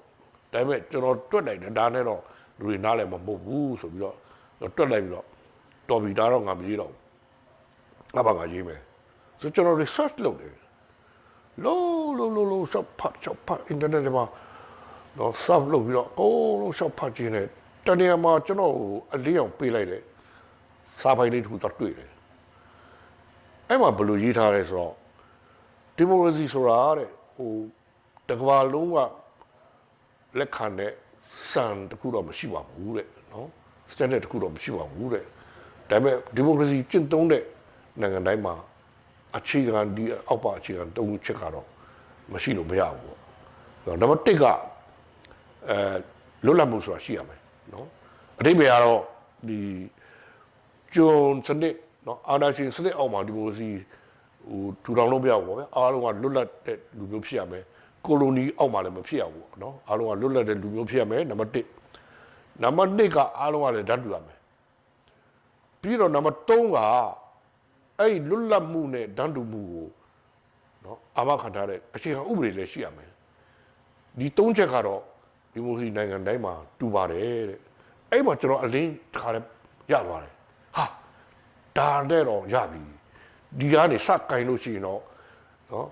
မြန်မာနိုင်ငံသားတွေကောင်းနားလည်းပဲဆိုပြီးတော့ဘာလို့မြန်မာနိုင်ငံသားတွေကနော်လွတ်လပ်မှုလည်းမရှိခဲ့ဘူးနော်တစ်သက်လုံးနော်နောက်ပြီးတော့ဓာတ်တူမှုလည်းလုံးဝမရှိခဲ့ဘူးသူတိုင်းသားတွေနော်ဗမာတွေလည်းဓာတ်တူမှုမရှိခဲ့ပါဘူးနော်ဆိုတော့အဲ့ဒါကိုလည်းအခြေခံဥပဒေနဲ့ပြတ်ထားရမယ်ဆိုတော့ကျွန်တော်တို့လည်းအခြေခံဥပဒေတောက်လျှောက်ဆွဲလာတဲ့လူတွေနော်ဆိုတော့အခြေခံဥပဒေပြတ်ထားမယ်ဆိုတော့အဲ့ခါကူခုနပြောတဲ့ဟာတွေတစ်ခုကိုအာမခံဖို့အတွက်ဆွဲရတာပဲဆိုတော့ဆိုတော့ကျွန်တော်မှအလင်းရသွားတယ်နော် enlighten ဖြစ်သွားတာပေါ့အဲ့ဒီဟာနဲ့ကျွန်တော်စရှိတာနော်အဲ့3ချက်နဲ့စရင်းနဲ့နောက်ဆုံးပင်လုံစာချုပ်ဒီပါကိုဖတ်ကြည့်တဲ့ခါကျတော့အဲ့ဒီအတော်တရားတွေအကုန်လုံးပါနေတယ်နော်နောက်ပြီးတော့ကျွန်တော်တို့ constitution မှာဘိုးကျော်စာပြီးအောင်ဆွဲသွားတယ် first draft နော်ဆိုတော့အတိပဲကျွန်တော်မြန်မာနိုင်ငံအတွက်နော်အဲ့ခုနစာကြောင်းလေးဟာပင်လုံစာချုပ်အထိနော်ပြည်တော်စုကြီးထူထောင်တဲ့အထိနော်ပြီးတော့မြန်မာနိုင်ငံသားတွေအာဏာရှင်စနစ်ကနေလွတ်မြောက်ဖို့အထိနော်သူအလင်းပြသွားတယ်အဲ့ခုနစာသားလေးကသူအဲ့ဒီဟာကိုအခြေခံပြီးတော့ခုနပြောတဲ့ဝန်ဆန်ဝါဆိုတဲ့စာအုပ်ကဖြစ်လာတာနော်ဒီမိုကရေစီအခြေခံတရားများဆိုပြီးတော့ဖြစ်လာဆိုတော့ကျွန်တော်ရေးတယ်ပထမတော့စာအုပ်ထုတ်ဖို့မဟုတ်ဘူးပထမတော့ချင်းချောင်းသားတွေတွေ့ပဲချင်းချောင်းသားတွေတွေ့ကလည်းဖြစ်လာပုံကအဲ့ဒီတစ်နှစ်မှာကကျွန်တော်တို့အိုင်ဇောကိုတွားတဲ့ခါကျတော့ကျွန်တော်ကအဓိကtraining ပေးဖို့ပဲအဲ့မှာကျွန်တော်ကြောက်ကဆေးတဲ့ဆက်ကပြက်တာကိုနော်ကျွန်တော်ကိုယ်တိုင်လည်းနည်း shock ရတယ်ကြောက်ကဆေးရင်းနဲ့လေ shock နဲ့ရတယ်တော့ဆက်ကလည်းပြက်တယ်အဲ့ဒါနဲ့ကျွန်တော်ချစ်ချင်းမြန်ဆန်ပြန်ရတော့တာဘူးနော်အဲ့တော့ New Delhi ပြန်တယ်အဲ့ရနေကျွန်တော်ဂျာမနီပြန်ရတော့တာကျောင်းသားတွေရောက်တဲ့နေ့မှာကျွန်တော်မရှိတော့ဘူးနော်ဆိုတော့ကျောင်းသားတွေကမကြည်မနှက်ဖြစ်တယ်ဒါပေမဲ့ကျောင်းသားတွေကိုတော့အလကားမဖြစ်အောင်ဆိုတော့ပူလန်ဦးရယ်စလိုက်ကွန်ကျုံလျန်ရယ်နော်နောင်လင်းထောင်ရယ်သူတို့၃ယောက်ကဆက်ပြီးတော့တင်တာဆက်ပေးတာပေါ့လေသူတို့ civil society ကျောင်းဘာကျောင်းညာကျောင်းပူလန်ဦးကလည်းဒီခြေဟောဥပဒေကျောင်းဘာကျောင်းပေါ့လေသူတို့ပို့ချနိုင်တော့ပို့ချတာပေါ့လေဆိုတော့စလိုက်ကွန်ကျုံလျန်လည်း web ထဲမှာရှိတဲ့ကျွန်တော်ရဲ့ constitution ဆွဲပြီးသား constitution တွေ download လုပ်ပြီးတော့ပို့ချတဲ့ခါကျတော့ကျောင်းသားတွေကကျွန်တော်ပြောတယ်ဘုကိမရှိတာတော်တော်ဆိုးတယ်တဲ့သူတို့ပို့ချတာတွေကတိတ်စင်နှမြင့်နေတဲ့နော်ကျွန်တော်ကောင်းကနားမလဲဘူးတဲ့ကျွန်တော်တို့ခစ်ကဘုကိတို့ခစ်နေမတူနော်တဲ့ကျွန်တော်တို့ကအဲ့လိုတိတ်အမြင့်ကြီးတွေကျွန်တော်ကောင်းတဲ့ချစ်ချင်းထဲ့လို့မရဘူးတော့အခြေခံကြလေးရေးပါဆိုတော့အဲ့ဒါနဲ့လေကျွန်တော်တို့ကဆက်ဆက်ပြီးတော့နော်တကယ်ကိုလွယ်လေးဖြစ်အောင်ခုနဟာကိုကျွန်တော်ရေးလိုက်တာရေးပြီးတော့စောက်ထုတ်ဖို့မဟုတ်ဘူးဒီချင်းကျောင်းသားတွေတွေ့ပဲကျွန်တော်ရေးတယ်နော်ပြီးတော့ကျွန်တော်အတမ်းပါကျွန်တော်တွင်းတယ်ပြီးတော့လွှင့်တယ်နော်သူတို့ကနေမှကျောင်းသားတွေကိုဆက်ဖြတ်တယ်အဲ့တော့လွှင့်ရင်နဲ့ကျောင်းသားတွေကဘာပြောလဲဆိုတော့ဘုကိဒီတင်တာအရင်ကောင်းတယ်နော်အားလုံးအတွက်လွှင့်လိုက်တော့နော်ဒီတပြည်လုံးအတွက်လွှင့်နိုင်ကောင်းမယ်ဆိုတော့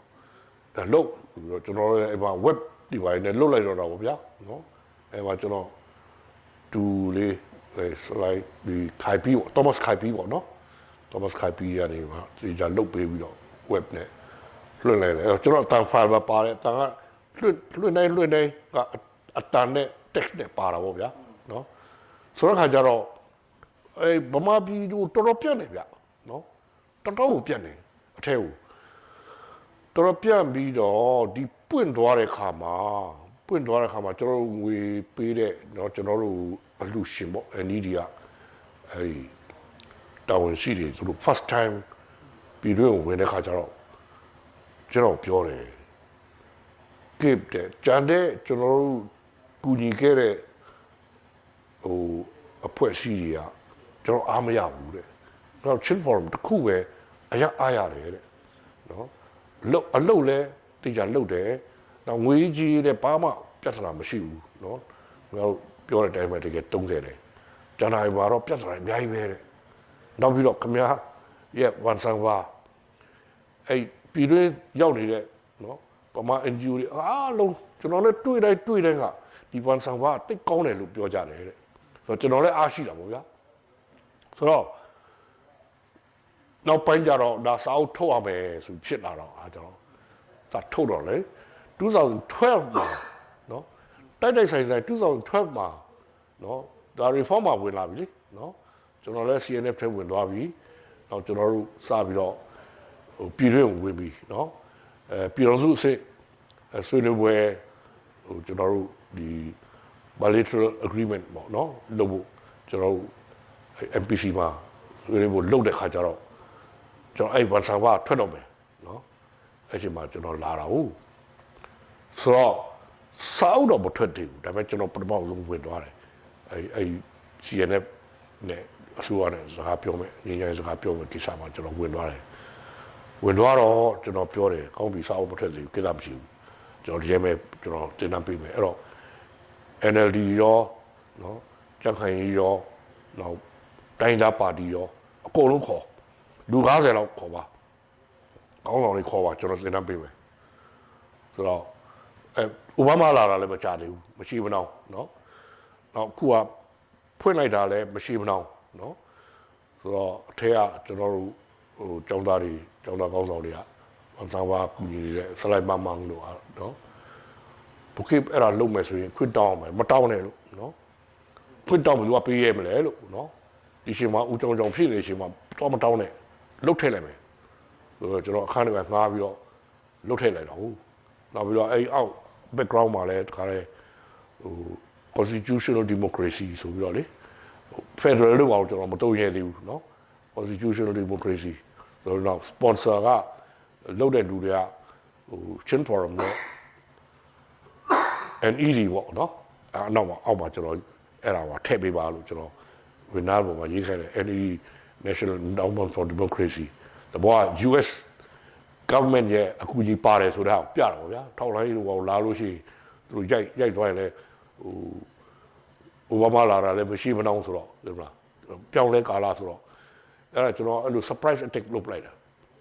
လုပ်လိုက်ပြီးတော့တော်တော်အောင်မြင်တယ်ဗျအဲ့တော့ဘိုင်းမှာတော့ဒီလိုစမ်းနေအများကြီးဖြစ်သွားတယ်လေဆိုတော့အဲ့ဒီ van sanvai impact ကတော့တော်တော်များတယ်ဗျနော်ကျွန်တော် Canterbury ကနေမှာ clandestine radio station တခုရှိတယ်အဲ့ဒါ BBC ကဖွင့်တာဦးတန်းဆိုတော့ကျွန်တော်ဆက်တွဲလာတယ်ကျွန်တော်တို့ဒီကနေပုံမှန်လွှင့်နေတယ်တဲ့အဲ့တော့ကျွန်တော်တို့တစ်ခါလေးကုန်ချမ်းနေတိတ်ရှားပါတဲ့ခါမှာနော်ခမည်းကအတန်နဲ့ပါခမည်းအတန်နဲ့ပါလွှင့်တာဆိုတော့ကျွန်တော်တို့ခမည်းဟာနဲ့တုံးပလိုက်တယ်အဲ့ဒါခွင့်ပြုပါအမလေးလွှင့်သားမှာကျွန်တော်ဝန်တာလို့နော်ဆိုတော့9နေရာကနေဖမ်းလို့ရတယ်တဲ့တရင်စာရီတိုင်းရယ်မွန်ပြည်နယ်ရယ်ကရင်ပြည်နယ်ရယ်ရန်ကုန်တိုင်းရယ်နောက်အေရဝတီတိုင်းရယ်အဲ့9နေရာနေဖမ်းလို့ရတယ်ဆိုတော့ရေဒီယိုကနေလည်းလွှင့်ဖြစ်သွားတယ်နော်ကျွန်တော်လည်းရေဒီယိုကနေလွှင့်ဖို့ကျွန်တော်မှာဘာမှလည်းနားလည်တာမဟုတ်ဘူး BBC ကအဲ့ဥတန်းလုပ်ပေးလိုက်တာဆိုတော့သူတို့က clandestine အဲ့ဒါ illegal နော်နောက် Moon Human Right ကလည်းကျွန်တော်တို့အဲ့အတန်းဖားလေးကိုပို့ပေးပါတဲ့ကျွန်တော်တို့တင်နန်းပေးခါမှာတုံးချချင်တယ်ဆိုကျွန်တော်အကုန်လုံးပို့ပေးတယ်နောက်ကျွန်တော်ဆွေမျိုးတယောက်မျိုးကြီးတယောက်သူကထွေအုပ်ရုံးမှာဒီပေါင်း40လောက်လှုပ်လာတယ်အဲသူရန်ကုန်မှာတွေ့တော့တော်မျိုးကကျုံပေါ်မှာမြို့တစ်မြို့ပဲပတိန်လားပဲလားမသိဘူးသူကတခါကျွန်တော်တို့ရုံးမှာကဲအကုန်လုံးဒီဘက်လာမှာဒီမိုကရေစီစနစ်ပေးမယ်ဆိုပြီးတော့တရုတ်လုံးခေါ်ပြီးတော့အခန်းထဲမှာနော်ခန်းကြီးတစ်ခုထဲမှာစီဝေးခန်းမလိုဟာမျိုးဖြစ်မှာပေါ့စပေးတော့အဲ့စာအုပ်ယူကြည့်လိုက်တော့ကစ်ပြေးတဲ့စာအုပ်ဖြစ်နေတယ်အဲ့ဒီစာအုပ်ကကျွန်မဆွေမျိုးကရေးတာလို့ပြောလိုက်တယ်နောက်တစ်ခါကလေးမျိုးကိုတွားတော့ဆိုင်မှာကျွန်တော်breakfast စားတယ်ဗျစားတော့မိတ်ဆွေရင်းနဲ့ပေါ့ဗျာ ပြောရင်ဆိုရင်ကျွန်တော်ဂျာမနီကလာတယ်ဘာညာနော်ပြောရင်းနဲ့အဲ့ဆိုင်ရှင်ကနိုင်ရမမချိတ်ထားတာတပ်ပုံ group photo group ဖြုတ်လိုက်တယ်ခမည်းရဲ့စာအုပ်တဲ့ကျွန်တော်တို့ကတင်တန်းတိတ်ခဲ့တာဒီမှာဗမာ NGO တခုကကျွန်တော်တို့လူ50လောက်ပြင်းမျိုးကလူတွေအကုန်လုံးဗမာတွေနော်တင်တန်းပေးတယ်တပတ်လောက်ပေးတယ်ပေးပြီးတော့ခမည်းရဲ့စာအုပ်တယောက်တအိုးစီဝေလိုက်တယ်တဲ့နော်ဆိုတော့အဲ့လိုကျွန်တော်တို့ဟိုမတိတာတွေလည်းအများကြီးရှိပါပေါ့နော်အဲ့လိုတော်တော်လေးပြတ်သွားတဲ့သဘောရှိတယ်နော်သူရဲ့ impact ကကောင်းပါတယ်နောက်ပိုင်းတော့ကျွန်တော်ထပ်ထုတ်ဖို့ကြိုးစားတယ်ဗျနော် NGO တွေကနေလည်းငွေရဖို့ကြိုးစားတယ်မရဘူးကျွန်တော်တို့ကပြည်တွင်းမှာအချိန်မချနိုင်တဲ့ခါကျတော့ funding ကမရတော့အဲ့ဒါနဲ့ကျွန်တော်ထုတ်လိုက်ရတယ်ထုတ်တဲ့ခါကျတော့တကယ်ချင်း size ဆရာတွေကခမည်းကပထမဒီမိုစီရှီကန်တရားများဆိုပြီးတော့နော်ဝန်ဆောင်ဝါ volume 1ဆိုပြီးတော့ခမည်းထုတ်ပြီးတော့ NGO ကနေရတဲ့ငွေနဲ့အလကားဝေထားတာဆိုအခုတခါထုတ်မယ်ဒီခါရောင်းမယ်ဘာလို့ကျွန်တော်ဒီခါကျတော့ကိုယ်ဝင်တဲ့ကိုစိုက်ရတာဟုတ်ဘယ်မှဝင်မပေးဘူးတော့ကိုယ် area နဲ့စိုက်ရဆိုတော့ကျွန်တော်လည်းရောင်းမှဖြစ်တော့မှာအနည်းဆုံးတော့အရင်တော့လိုချင်တာဟုတ်ဆိုတော့ခက်ဒီခါရောင်းမယ်ဆိုတော့ဒီတိုင်းရောင်းလို့မကောင်းတော့ဘူးတဲ့ဘာလို့ဆိုတော့ဟိုအရင်တော့အလကားဝေထားတယ်သူပြတွေက fair မဖြစ်ဘူးပေါ့ဟုတ်ရင်တော့အလကားရတယ်အခုတော့ဒီကောင်တွေရောင်းနေတယ်ဘာသဘောလဲဆိုတော့မျိုး question တွေထွက်လာမှာအဲ့တော့ခင်ဗျာဘာလို့စဉ်းစားလဲဆိုတော့မျက်နှာဖုံးလေးပြောင်းလိုက်ပါတဲ့နာမည်လည်းပြောင်းလိုက်ပါဆိုတော့ကျွန်တော်ကမျက်နှာဖုံးလည်းပြောင်းလိုက်တယ်နော်ဘိုးကျောင်းဆန်ပုံနဲ့နောက်ပြီးတော့နာမည်ကတော့ဒီမိုစီမျိုးစိတ်နဲ့ပြည်တော်စုပေါ့လေအဲ့ဒါကျွန်တော်အုပ်900လောက်ထုတ်လိုက်တယ်အဲ့ဒါဆိုတော့အရင်ဒီဇိုင်းနဲ့မဟုတ်တော့ဘူးเนาะနာမည်လည်းပြောင်းထားတယ်เนาะ size က300လောက်ကအမှားစာရေးပေးတယ်အဲ့ဒါအုပ်ကတော့ကျွန်တော်ရှိတယ်အိမ်မှာလည်းတော်တော်များများရှိတယ်ကျွန်တော်နည်းပဲဖဲ့ရောက်တယ်ကျွန်တော် size တွေမတည်ဘူးเนาะအဲ့လိုပဲနည်းနည်းပွဲရှိတဲ့ခါ occasion ရှိတဲ့ခါမှာနည်းနည်းပဲဖဲ့ရောက်တယ်ဆိုတော့အရင်ကတော့ကြည်နေပါပြီကျွန်တော်ဒီဝန်ဆောင်ပါရေးပြီးတဲ့ကာလပေါ့ရေးနေတဲ့ကာလပေါ့เนาะဘာစဉ်းစားမိလဲဆိုတော့ကျွန်တော်တို့ကဒီအထူးဖြင့်ဗမာတကယ်ကြီးတွေနဲ့စကားပြောတဲ့ခါမှာစောပိုင်းကပေါ့နော်သူတို့ကဒီမိုကရေစီကပိုအရေးကြီးတယ်ဖက်ဒရယ်ကနောက်မှလို့ဆိုတာမျိုးတွေကခဏကြားရတယ်သူတို့ကကျွန်တော်တို့ဘယ်လိုခံစားရလဲဆိုတာသူတို့မသိဘူးနော်ဖက်ဒရယ်ကိုနောက်မှလို့ပါဒီမိုကရေစီရအောင်တိုက်ကြအောင်ရပြီးရင်ဖက်ဒရယ်နောက်မှလို့အောင်ဆိုတော့ဒါလည်း another ဟိုပေါ့ဟိုတိတ်ပြီးတော့ insensitive ဖြစ်တဲ့အဆိုတခုပေါ့နော်တစ်ဖက်သားဟိုဘယ်လိုခံစားရမလဲဆိုတော့သူမသိဘူးအတိတ်ပဲကျွန်တော်ဘယ်လိုအတိတ်ပဲကောက်လိုက်ဆိုတော့အနာရှင်တိုက်တဲ့ခါမှာတော့ပေါင်းတိုက်ကွာနော်တိုင်းသားရောဗမာပေါင်းတိုက်ကြမယ်အနာရှင်ပြုတ်ကြပြီးတဲ့အခါကျမှဖယ်ဒရယ်ကိုတိဆောက်ကြမယ်ဆိုတော့ဒါကျွန်တော်တို့ကမယုံတင်ကဖြစ်သွားပြီနော်အတိတ်ပဲကဘာလို့ဆိုတော့အနာရှင်ပြုတ်ကြမှနော်ဖယ်ဒရယ်လုံးမလားမလုံးလားဆိုတာဆွေးနွေးမယ်ဆိုရင်တော့ကျွန်တော်တို့အစကတည်းကမဆွေးနွေးတော့ဘူးနော်အတိတ်ပဲအာနာရသွားပြီဆိုရင်တို့ကဒီကိစ္စကိုမေးဖိန်နဲ့ဖယ်မယ်ဆိုတာမျိုးရှိတာဘူးဆိုတော့ကျွန်တော်တို့ကအဲ့ဒါကိုတော်တော်လေးဟိုဖြေရခက်တယ်အဲ့ဒီစောပိုင်းကကျွန်တော်ကောင်းကောင်းလေးနားမလဲသေးတော့ဒါပေမဲ့ဒီခွန်မာကူဘန်ရဲ့ဟိုပြောသွားတဲ့စကားလုံးလေးကတော်တော်ကောင်းတယ်နော်ဒီမိုကရေစီနဲ့ဖက်ဒရယ်ဆက်ဘိန်းလိုပဲနော်ဆက်ဘိန်းရှစ်ဘိန်းနောက်ဘိန်းလိုပဲတပြိုင်နဲ့လဲရမယ်ဆိုတာအဲ့ဒါလောက်တယ်ပဲကျွန်တော်တို့ကလည်းဖြည့်ရှင်းတယ်ဒါပေမဲ့ဒီဝန်ဆောင်ပါရေးလာတဲ့နောက်ပိုင်းမှာဘာလို့ပေါက်လဲဆိုတော့ကျွန်တော်ပို့ပြီးတော့ရှင်းပြတတ်တာတယ်ဒီမိုကရေစီနဲ့ဖက်ဒရယ်ခွဲလို့မရဘူးနော်ဒီမိုကရေစီရဲ့သဘောတရားတဲမှာဘူးဒီဖက်ဒရယ်ဆိုတဲ့ဟာပါပြီးသားပဲနော်ကျွန်တော်တို့အခုနောက်ပိုင်းကျမှသဘောပေါက်သွားတာနော်တရားလေ့လာတော့မှဒါပေမဲ့ခွဲလို့ရတဲ့ဆိုတဲ့ပိုင်းကဘာရှိလဲဆိုတော့အဲဒီလူမျိုးတစ်မျိုးတည်းနေတဲ့နိုင်ငံနော်ပြည်နယ်တွေပါနဲ့နော်ဖွဲ့စည်းကြမလို့တဲ့နိုင်ငံမျိုးမှာနော်အဲ့ဒါမျိုးမှာကတော့ဖက်ဒရယ်စနစ်ကိုတုံးကြမလို့ဘူးလေနော်ဂျပန်တို့ပါလို့ဟုတ်လားဥမာဒါဖက်ဒရယ်တုံးကြမှာမလို့ပဲသူကဒီမိုကရေစီနဲ့လုံလောက်တာပဲဒါပေမဲ့လူမျိုးတွေမတူဘူးဒေတာတွေမတူဘူးနောက်ခံတမိုင်းတွေမတူဘူးဆိုရင်တော့ဒါဒီမိုကရေစီကိုပေါ်ဆောင်တဲ့ခါမှာ ဒီမိုကရေစီကိုတိဆောက်တဲ့ခါမှာနော်ဒါမှမဟုတ်ဒီမိုကရေစီလူပောင်ကိုတိဆောက်တဲ့ခါမှာအဲ့လိုဘာသာစကားရောတမိုင်းကြောင်းတွေရောနော်နောက်ပြီးတော့သူရဲ့ data တွေရောမတူကွဲပြားတဲ့နော်လူမျိုးတွေမျိုးမျိုးနေတဲ့နိုင်ငံမှာကြတော့ဒီမိုကရေစီကိုဒီလိုနော်တပြင်းကြီးတွားပြီးတော့ပေါ်ဆောင်လို့မရဘူးသူပြည်နယ်တွေခွဲရမယ်နော်အဲ့တော့လူတဦးချင်းတန်းတူညီရမယ်ဆိုတာနဲ့မလုံလောက်တော့ဘူးနော်ပြည်နယ်တွေအလိုက်တဲ့နော်လူမျိုးတစ်မျိုးနဲ့တစ်မျိုးလူမျိုးအလိုက်တဲ့တန်းတူညီဖို့လိုအပ်လာတယ်အဲ့တော့ဒါကဒီမိုကရေစီသဘောတရားအရာနော်အဲ့လိုဖြစ်လာတာဆိုတော့ Federal ဆိုတာလေဒီမိုကရေစီရဲ့နော်အပိုင်းတစ်ခုပဲဆိုတော့ဒီမြန်မာနိုင်ငံလူမျိုးပေါင်းစုနေတဲ့နိုင်ငံမှာနော် Federal မပါဘဲနဲ့ဒီမိုကရေစီပေါ်ဆောင်လို့မရဘူးနော်အဲ့တော့ဒီမိုကရေစီဆိုလိုက်တာနဲ့ကျွန်တော်တို့ကမြန်မာနိုင်ငံမှာဒါ Federal လို့ကျွန်တော်နားလည်ရမယ်ဆိုတော့ဥပမာအဖြစ်ကျွန်တော်တို့တချို့ကပြောတယ်ဗျာကျွန်တော်ဂျာမန်တကယ်ချင်းတယောက်ပြောတယ်သူကတော့ဘာမှ expert ပေါ့လေသူတော့သူပြောတယ် Kipp မင်းဒီဘိုးကျော်ဆန်းရဲ့ဒီပင်လုံကိစ္စတွေမင်းတော်ကြီးတာပဲနော်ကျွန်တော်စာကိုကျွန်တော်လက်ဆောင်ပေးတော့သူကမြန်မာလူတော့နည်းနည်းပါးပါးတတ်တယ်တော့တိတ်တော့အရာမကြွဘူးဒါပေမဲ့ပင်လုံစာချုပ်တစ်ခုလုံးကကြည့်တော့ဒီမိုကရေစီတစ်ခုပဲရှိတယ်တနေရာမှာနော်ဒီမိုကရေစီဆိုရဲတကလုံးတစ်ခုပဲရှိတယ်ဆိုတော့ကျွန်တော်ကတော့မဖြေဘူးသူ့နော်မဖြေချင်တဲ့စိတ်လည်းသိအားမရှိဘူးပေါ့ဗျာဖြေဖို့အတွက်ကျွန်တော်စိတ်ထဲမှာတော့ဒီမိုကရေစီဆိုတာအဲ့ဒီစကလုံးလေးတစ်လုံးပါတဲ့အတွက်ဒီမိုကရေစီကမပြည့်စုံဘူးလို့ဆိုလို့မရဘူးပင်လုံစာချုပ်မှာကျွန်တော်အဆုံးနော်ပင်လုံစာချုပ်မှာပါတဲ့မြတ်ဟာဒီမိုကရေစီနဲ့ပတ်သက်တယ်နော်ကျွန်တော်တို့မြင်မှာဘာလို့ဆိုတော့ကိုယ်ပိုင်ပြဋ္ဌာန်းဝင်ခွင့်ရှိရမယ်ဆိုတဲ့ဟာတွေကိုယ်ပိုင်အုပ်ချုပ်ခွင့်ရှိရမယ်ဆိုတဲ့ဟာတွေနော်နောက်ပြီးတော့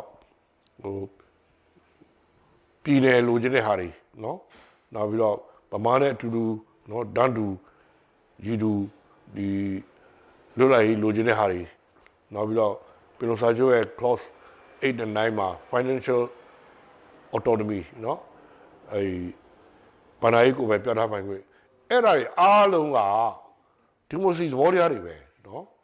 ဆိုတော့ဒီနံပါတ်9မှာပါတဲ့နော်တိုင်းလားနယ်မြေမှာနော်ဒီမိုကရေစီကမ္ဘာနိုင်ငံကမ္ဘာဒီမိုကရေစီ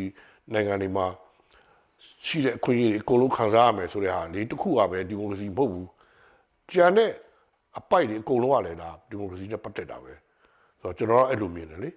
အန်ဆန်ဗာနဲ့ပတ်သက်ပြီးတော့ကျွန်တော်တို့နောက်ဆုံးထုတ်ပြီးတဲ့အချိန်ထိပေါ့နော်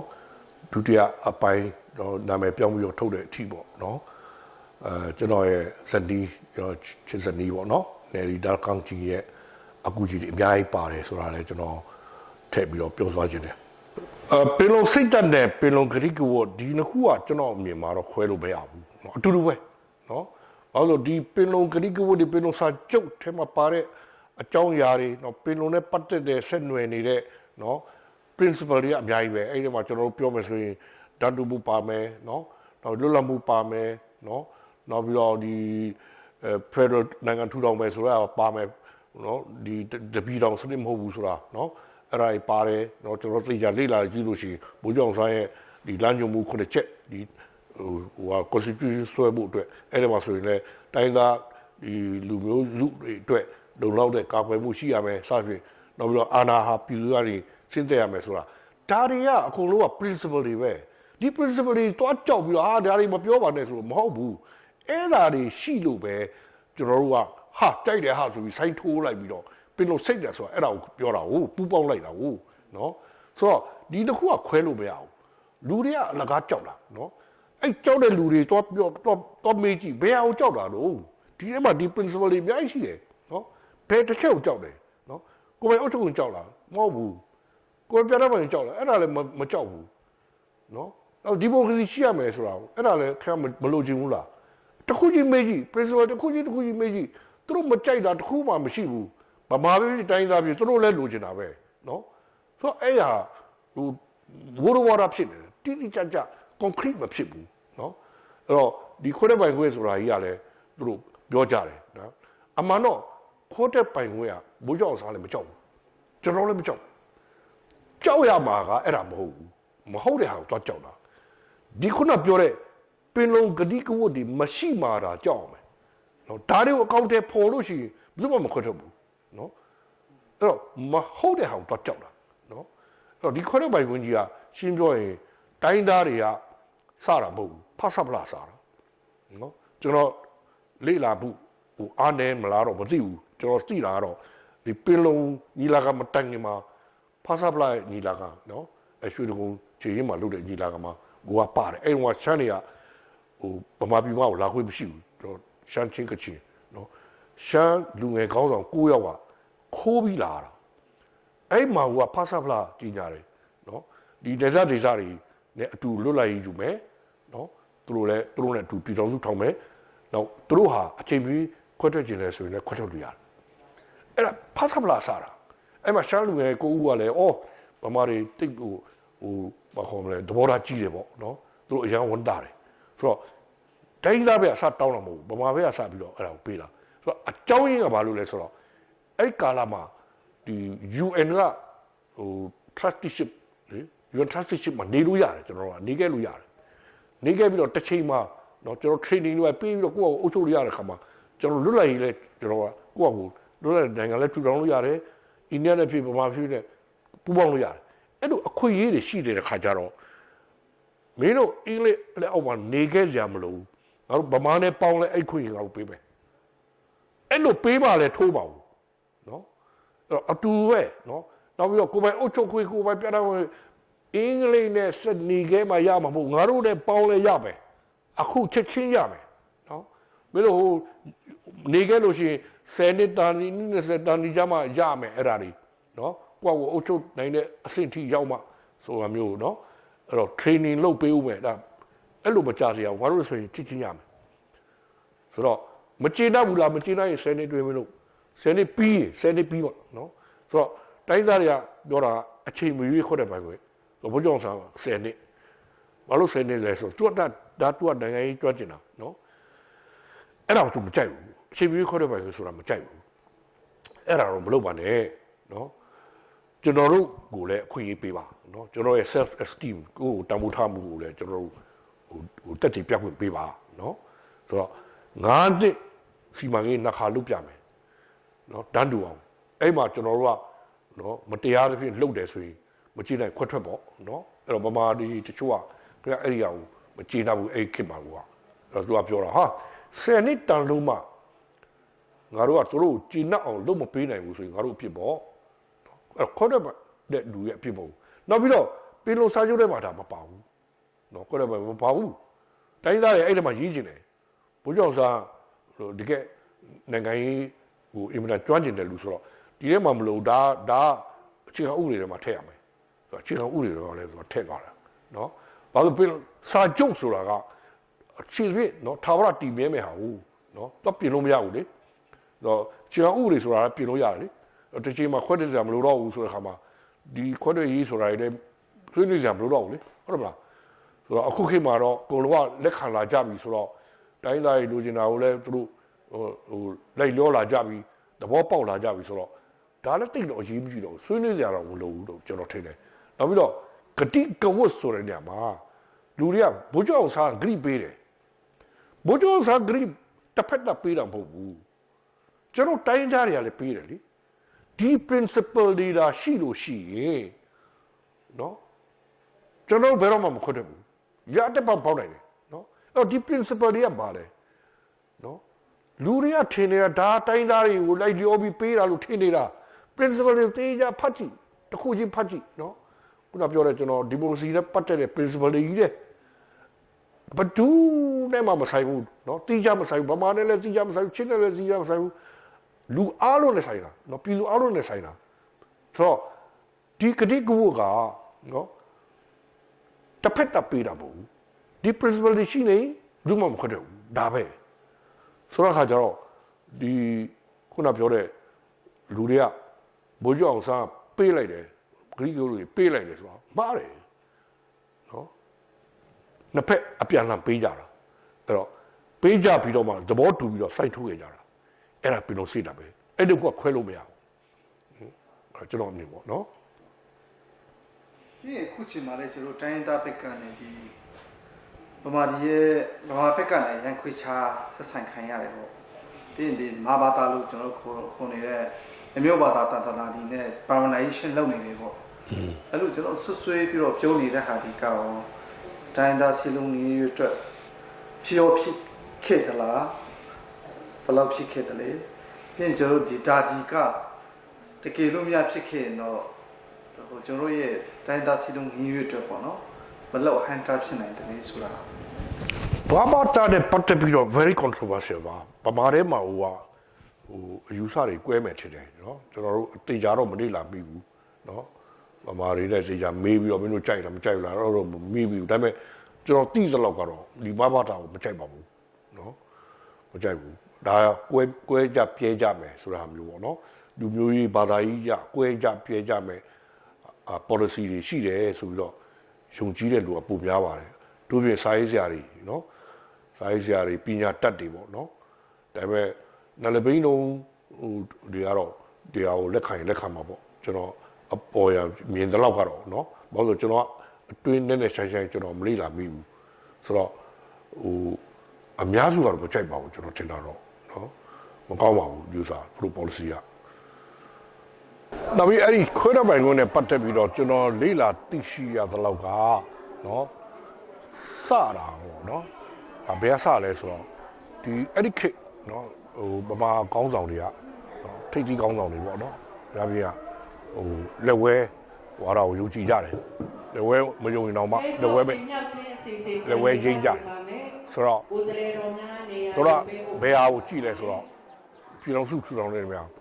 ဒီဆိုဗီယက်ယူနီယံပေါ့နော်ဆိုဗီယက်ပြည်တော်စုကိုသူကမော်ဒယ်အနေနဲ့ကြည့်တယ်ဆိုဗီယက်ယူဆမှာကဒီမိမိကိုဘာလဲvoluntarily နော်ပူပေါင်းလာတယ်ပြီးတော့ပြည်တော်စုဖွဲ့တယ်နော်ပြီးတော့အဲ့လိုမိမိစန္ဒအလျောက်နော်ပူပေါင်းလာတဲ့လျောက်တစ်ချိန်မှာမိမိစန္ဒအလျောက်ပြန်ခွဲထွက်လို့ရတယ်ဆိုတဲ့ဟောဆိုတော့ဂုံယူစွာပြောတာနော်သူတို့ဒီဟိုပြည်တော်စုဆိုင်ရာသူတို့လောက်ထားတဲ့ model လားအဲ့ဒါပဲဒါပေမဲ့တိုင်းသားတွေရှမ်းနေရတော့ဒီ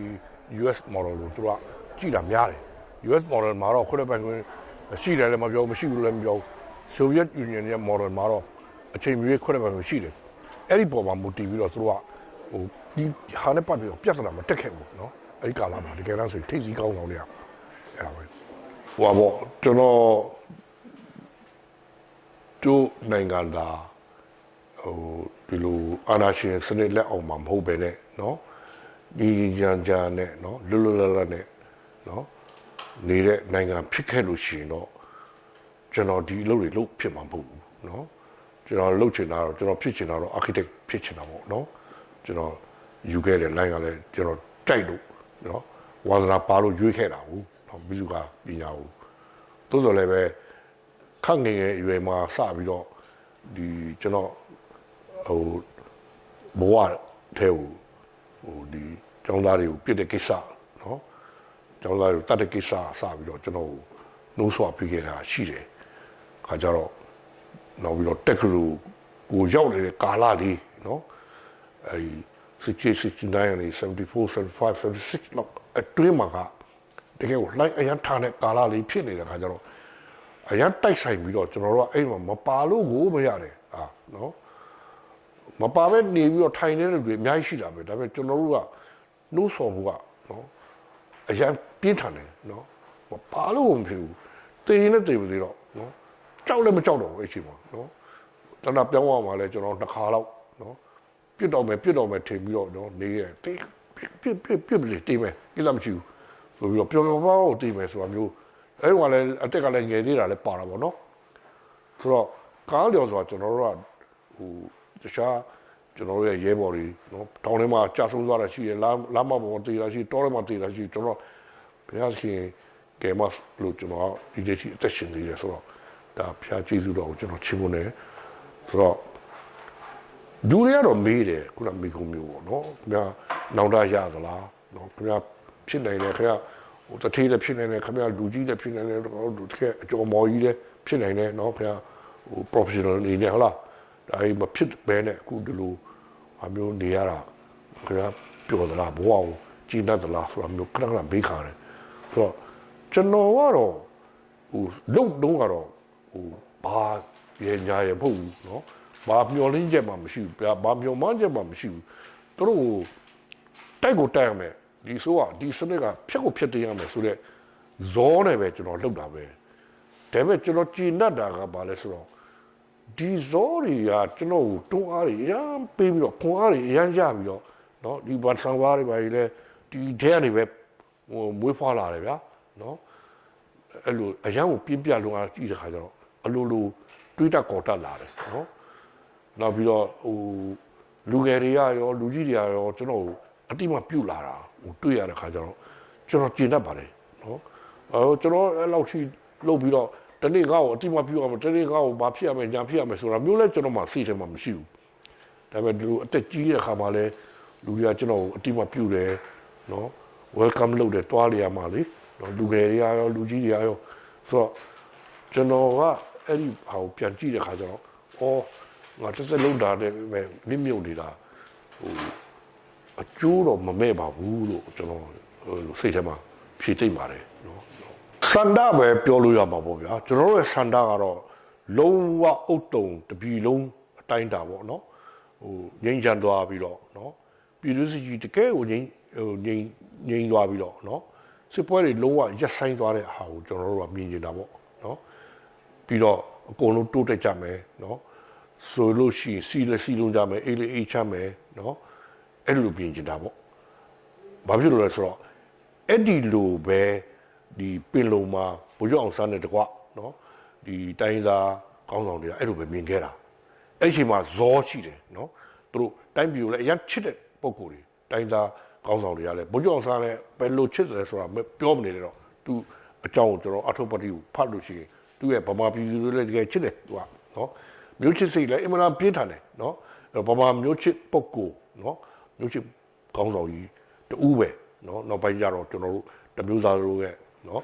ကောင်းဆောင်ဖြစ်သွားတာပေါ့လေနော်ပြည်တော်စုဟိုထူထောင်ခဲ့တဲ့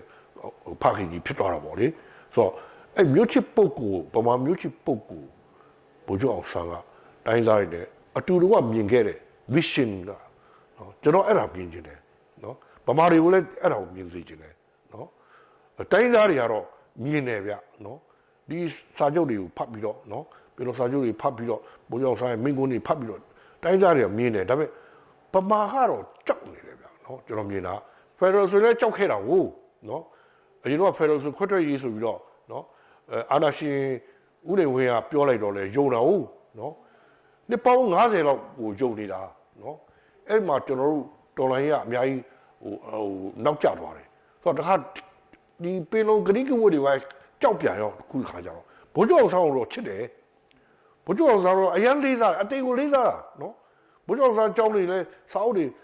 အုပ်ပေါင်း100လောက်ထွက်မယ်ထင်တယ်နော်ကျွန်တော်လည်းလမ်းပြီးတော့ဟိုဝယ်ကြည့်တယ်နော်ဝယ်တယ်အများကြီးတော့မဝယ်နိုင်ဘူးနော်လက်လမ်းပြီးတော့ကျွန်တော်ဗမာပြည်စဝင်ချင်းမှာလက်လမ်းပြီးတော့ဝယ်10အုပ်လောက်တော့ကျွန်တော်ဝယ်ဖြစ်မယ်ထင်တယ်တခုမှအဲ့ဘိုးကျော်အောင်ဆောင်ရဲ့ vision ကိုရေးထားတာမပါဘူးနော်ဆိုတော့ဗမာတိုင်းသားတွေကဒီဘိုးကျော်အောင်ဆန်းရဲ့ဒီပြည်တော်စုအမြင်ပေါ့နော်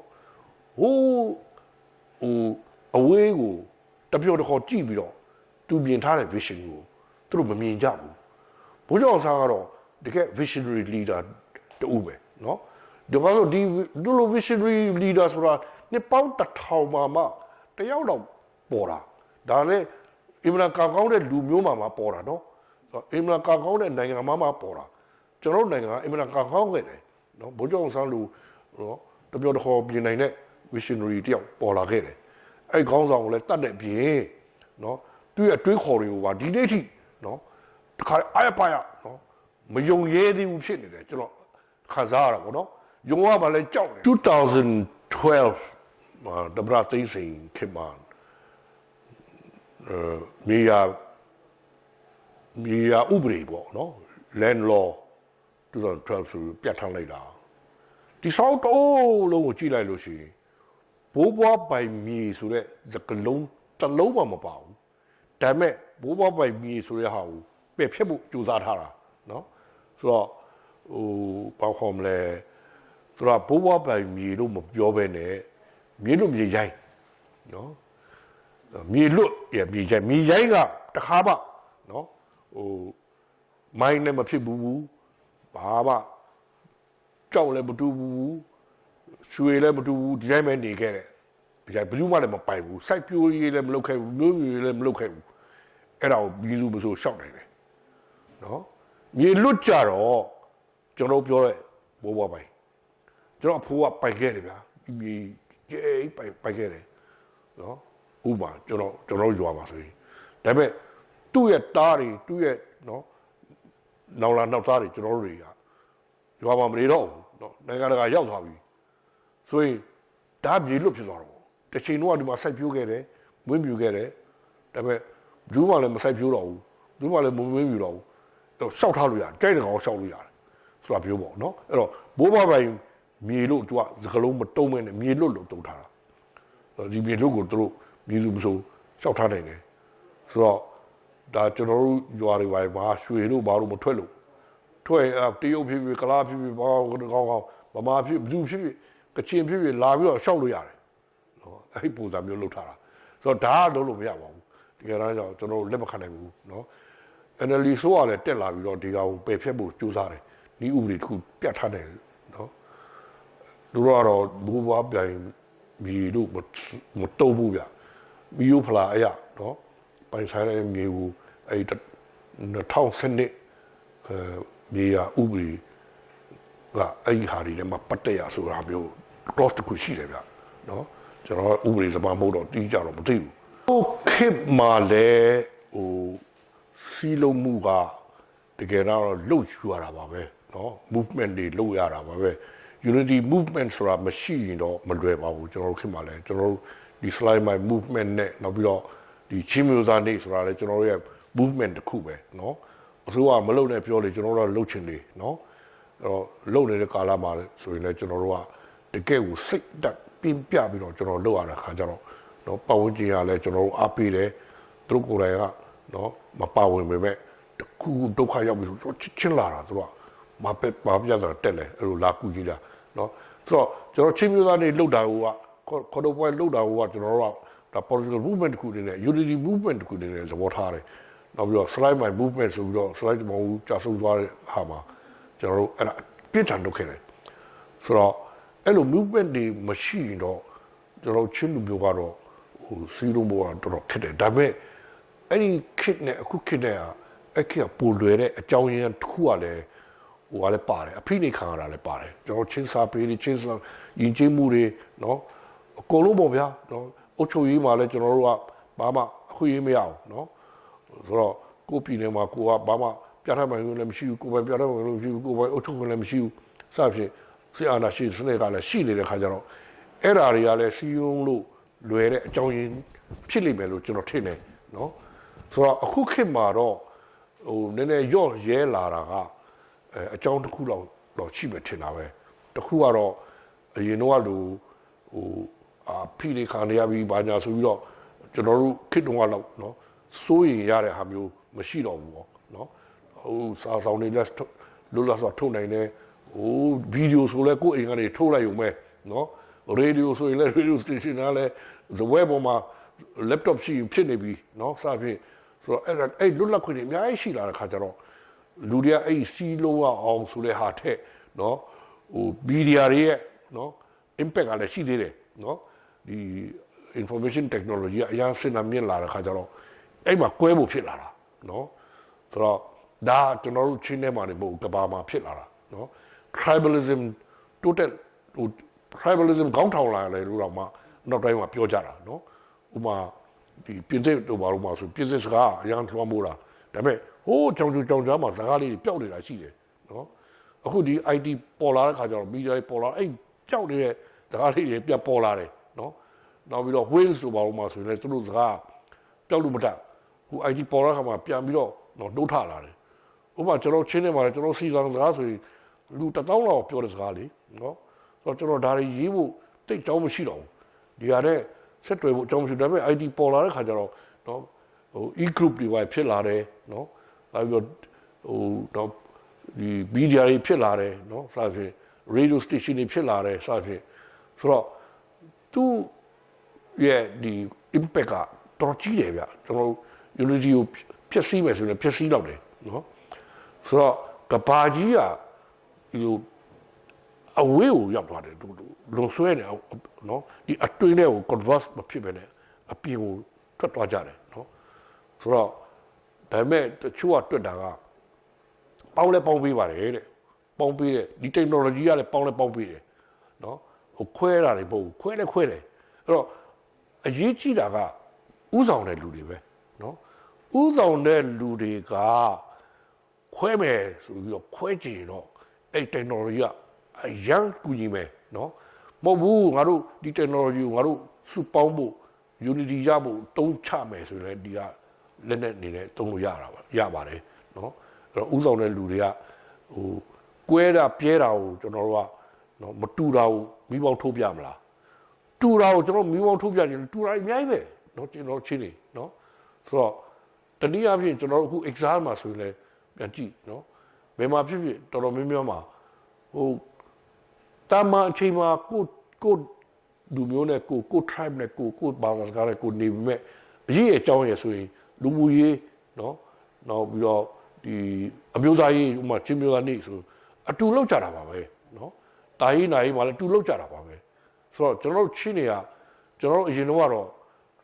တချို့ကပြောတယ်ချင်းတွေကဒီ horizontal unity မလွယ်ဘူးပေါ့ vertical တက်သွားမယ်ကို tribe နဲ့ကိုအပေါ်တက်သွားမယ်တက်သွားအပေါ်ကြမှာပြန်ပြီးတော့ပေါင်းမယ်ZBC တို့ CBC တို့ကပြောပေါ့နော်ကိုစကားနဲ့ကိုဒေလာနဲ့ကိုလုံးမယ်ပြီးတော့အပေါ်မှာ umbrella နဲ့ပြန်ပေါင်းမယ်အဲ့လိုပဲရတယ်ဆိုပြီးတော့ပြောတော့ကျွန်တော်အဲ့လိုကတော့လုံးဝမခံဘူးတော့ကျွန်တော် slide movement တွေပိုင်းနင်းကလုံနေတဲ့ကာလဆိုတော့တခါလေ horizontal တခါလေတွဲပြီးအဲ့မှာတစ်ခုအတူတက်မှာပဲကျွန်တော်ကြိုက်တာဘူးဒါပေမဲ့တဖြည်းဖြည်းပြန်စဉ်းစားကြည့်တော့ကျွန်တော်တို့ချင်းနေရဲ့တောတောင်ကြီးမြေအနေထားကိုကအဲ့ဒါကိုခွင့်မပြုဘူးနော်ဆိုတော့မြေကြီးကထွက်လာတဲ့အတွေးခေါ်ပဲနော်ဒီ tribalism ဆိုတာကျွန်တော်အားပေးရမယ်ဟာနော်ကျွန်တော်အဲ့လိုပြန်ပြင်းတယ်နော်အားပေးမယ်ဒါပေမဲ့တခါတည်းအဲ့ဒီအားပေးတယ်ဆိုတာဒါဒီ tribalism ကိုအားပေးပြီးတော့ကွဲကြပြဲကြမယ်ဆိုတာမှားသွားပြီနော်ဆိုတော့ကျွန်တော်အများနဲ့ပြောတာတောအုပ်တစ်ခုထဲမှာတစ်ပင်တစ်ပင်ကြီးကအပေါ်တက်သွားမယ်ဒါပေမဲ့တောအုပ်တစ်ခုလုံးကိုလည်းကျွန်တော်စဉ်းစားရမယ်ဒီတောအုပ်တစ်ခုလုံးရဲ့ကျမ်းမာရေးကလည်းတပင်စီလည်းကျမ်းမာဖို့လိုတာဘူးအဲ့တော့ tribe တစ်ခုစီလည်းကျွန်တော်တို့ဒေသတစ်ခုစီလည်းတိုးတက်ဖို့လိုတယ်ပြီးတော့တစ်ခုလုံးအနေနဲ့လည်းကျွန်တော်စဉ်းစားရမယ်အဲ့တော့နှမျိုးတပြိုင်နဲ့စဉ်းစားရမယ်အဲ့တော့ကောင်းဆောင်လုပ်တဲ့လူတွေကအဲ့လိုသဘောပေါက်လို့ရှိရင်တော့တိတ်တော့မခက်ပါဘူးခုခက်တယ်နော်အရေးကြီးတာကောင်းဆောင်တဲ့လူတွေနော်အခုဥဆောင်တဲ့လူတွေထဲမှာတချို့ကကွဲဖို့ကိုလုပ်နေတာနော်မကွဲအောင်လိုက်လုပ်တယ်အဲ့ဒါကတော့တကယ် very ဘာခေါ်မလဲunder လည်းရှိတယ်နော်အင်မလာမဘာခေါ်မလဲပစ္စည်းကြောင်းနော်ချင်းမျိုးသားတွေရဲ့ပစ္စည်းကြောင်းသူတို့ရဲ့ပစ္စည်းကြောင်းလည်းပါတယ်အဲ့လိုကွဲဖို့လုပ်နေတဲ့ခေါင်းဆောင်တွေကိုယ်တိုင်လည်းသူတို့ကိုယ်တိုင်မှာပစ္စည်းကြောင်းဘာလို့ချင်းပြည်လူဒူရဲ့စိတ်ထဲမှာအတွင်းနဲ့ဆိုင်မှာအဲ့ကွဲတာပြက်တာမကြိုက်ဘူး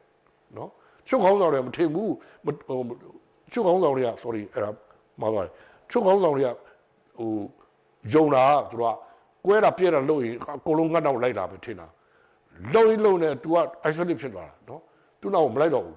မကြိုက်ဘူးလူတွေကနော်အတွင်းစိတ်ထဲမှာတော့ဒီတွေးရစကားပြောတယ်နော် unity ကိုလုတ်ဆောင်တဲ့ခေါင်းဆောင်ကိုပို့ပြီးတော့လေးစားကြတယ်အဲဒါကြောင့်ခုခေတ်မှာလည်းလွယ်ပါတယ်လုတ်လို့ရမှာပါကျွန်တော်အဓိကမှာကျင်တာတော့ကျွန်တော်အများတန်းဆွဲလန်းနဲ့လိလာပြီးတော့နော်နည်းနည်းဆိုင်တွေးခေါ်ပြီးတော့ရေးနေတဲ့ပင်လုံပေါ့နော်ပင်လုံစာချုပ်ပင်လုံဂရီကိုပင်လုံစိတ်ဓာတ်စာတွေအဲ့ဒါတွေပေါ်ခြေခံပြီးတော့ကျွန်တော်ပြောချင်တယ်။ဘာဖြစ်လို့လဲဆိုတော့ဗိုလ်ချုပ်အောင်ဆန်းကိုလူတိုင်းကလေးစားတယ်နော်တကယ်လည်းချစ်ကြတယ်နော်ဗမာတိုင်းသားတွေရောကျန်တဲ့တိုင်းသားတွေရောနော်နောက်တမတော်ရဲ့ဖခင်ကြီးလည်းဖြစ်တဲ့အတွက်ဒီနေ့ဗမာတမတော်ကလည်းဒါလေးစားကြမှာပဲနော်မလေးစားလို့လည်းမရပါဘူးနော်ဘာလို့ဒီဗိုလ်ချုပ်အောင်ဆန်းလောက်နော်တော်တဲ့နော်စစ်ဗိုလ်ချုပ်ကျွန်တော်နိုင်ငံမှာမပေါ်ဘူးသေးဘူးဒါကတော့ကျွန်တော် ရဲတင်းတင်းပြောရဲတယ်နော်ကျွန်တော်မတုံမဆုပ်ကျွန်တော်ပြောရဲတယ်ဒါတော့ဆိုတော့ခါကျတော့တပ်မတော်ထဲမှာလည်းအားလုံးကလေးစားကြမှာပါဆိုတော့အားလုံးကလေးစားတယ်တပ်မတော်ကလည်းလေးစားတယ်နော်နိုင်ငံသမားတွေရောတိုင်းသားတွေရောနော်တိုင်းသားတခြားတိုင်းသားပြည်သူတွေအားလုံးကရောလေးစားတဲ့နော်နိုင်ငံဖခင်ကြီးတပါးကနော်ချခဲ့တဲ့ဟောဒီနော်မူတွေနော်ပင်လုံမူတွေပင်လုံဂရိကဝတ်တွေနော်ဒီဟာတွေကိုနော်ကြောက်နေတာဆိုတာနော်ဒါတခုတော့မှားနေပြီအကြီးကျယ်ကိုမှားနေပြီနော်ကျွန်တော်တစ်ချိန်လုံးကအမှန်စိတ်ညစ်ခဲ့ရတယ်နော်အာဏာရှင်ဥဒေဝင်းကနေနော်ဗမာပြည်သူတွေကိုလည်းပြီးတော့တက်နေပြီးတော့ဟိတ်ကောင်နေမင်းတို့တိုင်းသားကြီးပြောနေတဲ့ Federal ဆိုတာအဲ့ဒါခွဲထွက်ရေးကွာအဲ့ဒီခွဲထွက်ရေးကြောင့်ငါအာဏာသိမ်းတာဆိုတော့ယုံတယ်နော်တော်တော်များများယုံတယ်တော့ကျွန်တော်တို့တော်တော်ကိုစိတ်ညစ်ခဲ့ရတယ်ထောင်ထဲမှာတောထဲမှာတောင်ထဲမှာနော်လက်ဖိတ်ဆိုင်မှာဒါတွေခဏခဏညင်းခုန်ခဲ့ရတယ်တော်တော်စိတ်ညစ်ခဲ့ရတယ်ဆိုတော့အခုတော့တိသွားပြီနော်အော် Federal ဆိုတာပြည်တော်စုပါလားနော်ပြည်တော်စုဆိုတာ Federal ပါလားတိုင်းသားတွေတောင်းတယ်ဆိုတာ Federal ဆိုတာခွဲထွက်ရေးမဟုတ်ဘူးပူပေါင်းရေးနော်ဒါဗမာရောတိုင်းသားတွေရောအတွက်ကောင်းတဲ့အရာအားလုံးလုံးပြောက်မှုအတွက်ဆိုတာအခုသဘောပေါက်လာကြပြီအခုတခါဒီပင်လုံဂတိကဝတ်ဆိုတာကြီးကတစ်နေတယ်နော်ဆိုတော့အဲ့ဒါလည်းတခုမှားနေပြီနော်ဆိုတော့ငင်းချိုင်းလေးဟာနော်ပင်လုံမှာငင်းချိုင်းစာချုပ်ကိုချုပ်ခဲ့ပြီးသားတေချာပြန်ဖတ်ပါနော်ပင်လုံစာချုပ်ရဲ့နော်အဲ့ဒါကိုအခြေခံပြီးတော့ရေးဆွဲမဲ့နော်ဟိုဒီအခြေခံဥပဒေအတွက်လမ်းညွှန်တဲ့ခုနှစ်ချက်အကုန်လုံးပြန်ဖတ်ကြည့်နော်အဲ့ဒါပြီးတော့ဒီပထမမူချမ်းပေါ့နော်မူချမ်းဆမ်းမကြဆုံးနေမှာရေးဆွဲခဲ့တဲ့1940ခုနော်အခြေခံဥပဒေပထမမူချမ်းကိုဖတ်ကြည့်ဒီဟာတွေသုံးခုဖတ်ကြည့်လိုက်လို့ရှိရင်အဲ့မှာအကုန်လုံးတွေ့ပါငင်းရပြီးသားဒီမူတွေဒီဂတိကဝတ်တွေဒါတိုက်သားရလဲခုနကျွန်တော်ပြောလို့အပြန်လန်ပေးတာဘိုးကျောင်းဆောင်လည်းပေးတယ်တိုင်းသားလည်းပေးတယ်ဒီမူတွေဒီဂတိကဝတ်တွေအကောင့်ထဲပေါ်နေမယ်တီရှိနေမယ်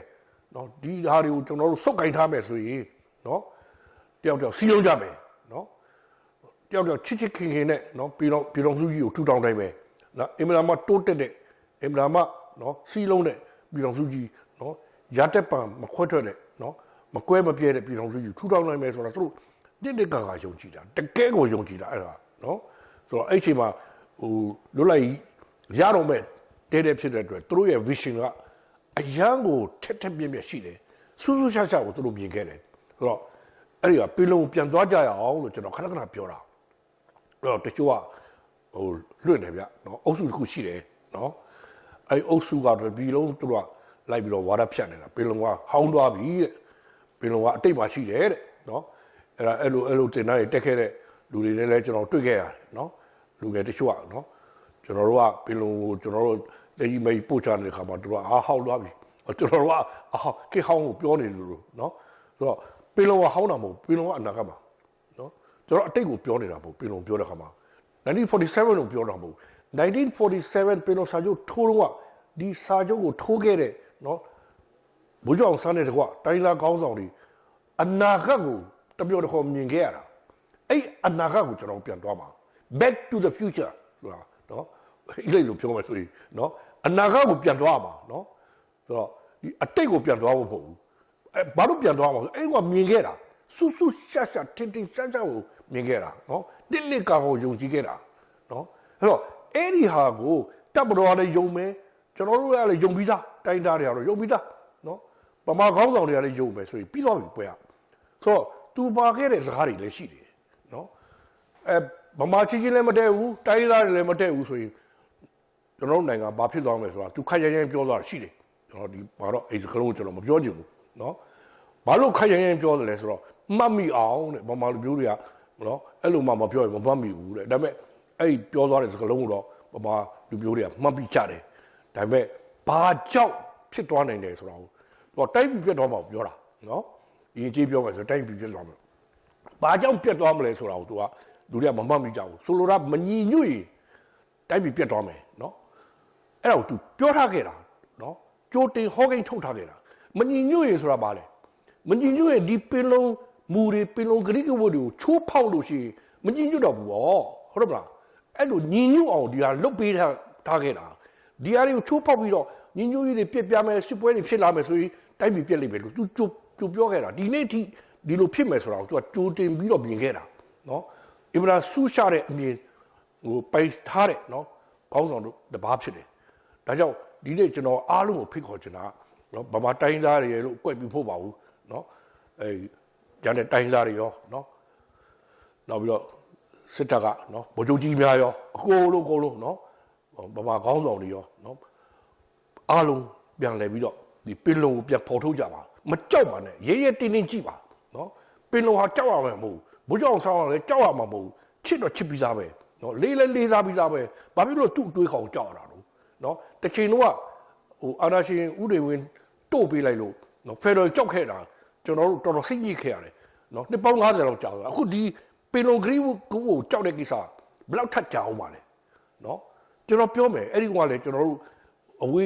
ဝေးရောက်ဘောဝပါလေကျွန်တော်တို့ဗမာတကယ်ချင်းတွေကိုခဏပြောတယ်ခင်ဗျားတို့ခုတက်ခါလေးလို့ပါဝင်ပြီးတော့တက်ကြောလှုပ်ရှားပါဥဆောင်ပြီးလှုပ်ပါ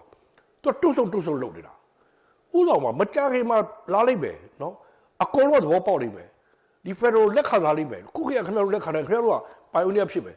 နော်မရအောင်ဆိုတော့တွတ်ဆုပ်သူတို့နေမဆိုင်သူတို့လို့မပြောရဲသူတို့လို့အဲ့တော့ပင်လုံဆိုတာလဲနောင်မကြခင်မှာနော်ဗမာလူငယ်တွေမျိုးဆက်တွေကလက်ခံလာလိမ့်မယ်အဲ့ကြရင်ခင်ဗျားတို့ဒီနေ့ကြောက်ရွံ့ပြီးတော့တွတ်ဆုပ်နေတဲ့လူတွေပြန်ပြီးအပြစ်တင်ခါလိမ့်မယ်နော်အဲ့တော့ဒီကိစ္စကကျွန်တော်တို့က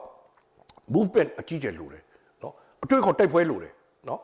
တွေးခေါ်တိုက်ပွဲအပြင်းထန်လုပ်ရမယ်တွေးခေါ်လှုပ်ရှားမှုအပြင်းထန်လုပ်ရမယ်ပင်လုံတွေးခေါ်လှုပ်ရှားမှုနော်ဒါမှမဟုတ်ပင်လုံဒီမိုကရေစီလှုပ်ရှားမှုလားအဲ့လိုတစ်ခုတော့လုပ်ရမယ်အဲ့ဒီတည်းမှာတော့ဗမာလူငယ်မျိုးဆက်တွေကိုကျွန်တော်ဥဆောင်စေချင်တယ်နော်တေချာလိလာပါတေချာတက်ကနနာလိလာပါ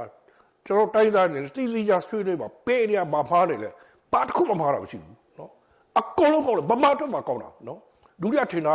အော်တိုင်းသားတွေကတော့ဒီပင်လုံတို့ဟာသူတို့ရဲ့လူသားတွေမှာအများနဲ့ရှိတယ်တဲ့။အော်ဗမာအတွက်မဟုတ်တော့ဘူးလားအဲ့ဒါနော်။ဗမာတိုင်းသားအတွက်မဟုတ်တော့ဘူးလို့ဘာလို့သူတို့ပြောလိုက်တော့နော်။ဘိုးကျောင်းစားကကျွန်တော်တို့အတွက်ပဲလှုပ်ပေးသွားသလိုလို့နော်။ဗမာလူမျိုးအတွက်လှုပ်ပေးမသွားသလိုလို့အပဒီပင်လုံဂတိကဝတ်တွေပင်လုံမူတွေဆိုတာဗမာတိုင်းသားအတွက်အရေးကြီးဆုံးဖြစ်တယ်နော်။ဒီအရာတွေကိုစုပ်ကိုင်ကြရဖြစ်နော်။ဒီစစ်ပွဲတွေလည်းမဖြစ်ဘူးနော်။ဒီနေ့တစ်ပေါင်း90မှာကျွန်တော်တို့ကအမေရိကန်နိုင်ငံကဲလို့ဥရောပနိုင်ငံတွေကဲလို့ဆွစ်ဇာလန်ကဲလို့ဂျာမနီကဲလို့နော်အင်မရာမကြီးကျယ်ခမ်းနားတဲ့နိုင်ငံကြီးတစ်ခုပြည်တော်စုကြီးတစ်ခုဖြစ်နေမှာဆိုတာသိကြပေါက်ပဲအဲဒါကြောင့်ပြန်လာကြပါအခြေခံကိုပြန်လာကြပါအခြေခံမခိုင်မဲနဲ့နော်နိုင်ငံရေးမလုပ်ကြပါနဲ့နော်ဒီနိုင်ငံရဲ့ကျွန်တော်တို့နိုင်ငံရဲ့အခြေခံဒါပဲနော်ဒီအခြေခံအုပ်ပြမခိုင်မဲနဲ့ဆက်ပြီးတော့မလုပ်ကြပါနဲ့အဲ့အခြေခံပိုင်ပြီးမှပဲနော်နိုင်ငံရေးလုပ်ကြပါအဲ့ဒီအောင်အခြေခံပိုင်ပြီးပြီဆိုရင်ဒီနေ့ပြဿနာတက်နေတာလေတခုမှမတက်ဘူးနော်ပြီးသွားပြီအဲ့မှာကလေးငင်းငင်းရောက်သွားပြီငင်းငင်းရခုအောင်ရနေပြီနော်အဲ့ဒါကိုအကုန်လုံးစုတ်ခိုင်းလိုက်ကျွန်တော်တို့အားလုံးစုံတိုင်းတဲ့နေရာဒီတနေရာပဲရှိတယ်ဘိုးကျော်အောင်ဆိုင်အကျဉ်းလုံးပဲရှိတယ်နော်အဲ့မှာအကုန်လုံးလာကြပါဒါတဲ့ကျွန်တော်အပြင်းထန်ကျွန်တော်နော်အနူးညွတ်ကျွန်တော်တောင်းပန်ခြင်းတယ်နော်မေတ္တာရက်ခတ်ခြင်းတယ်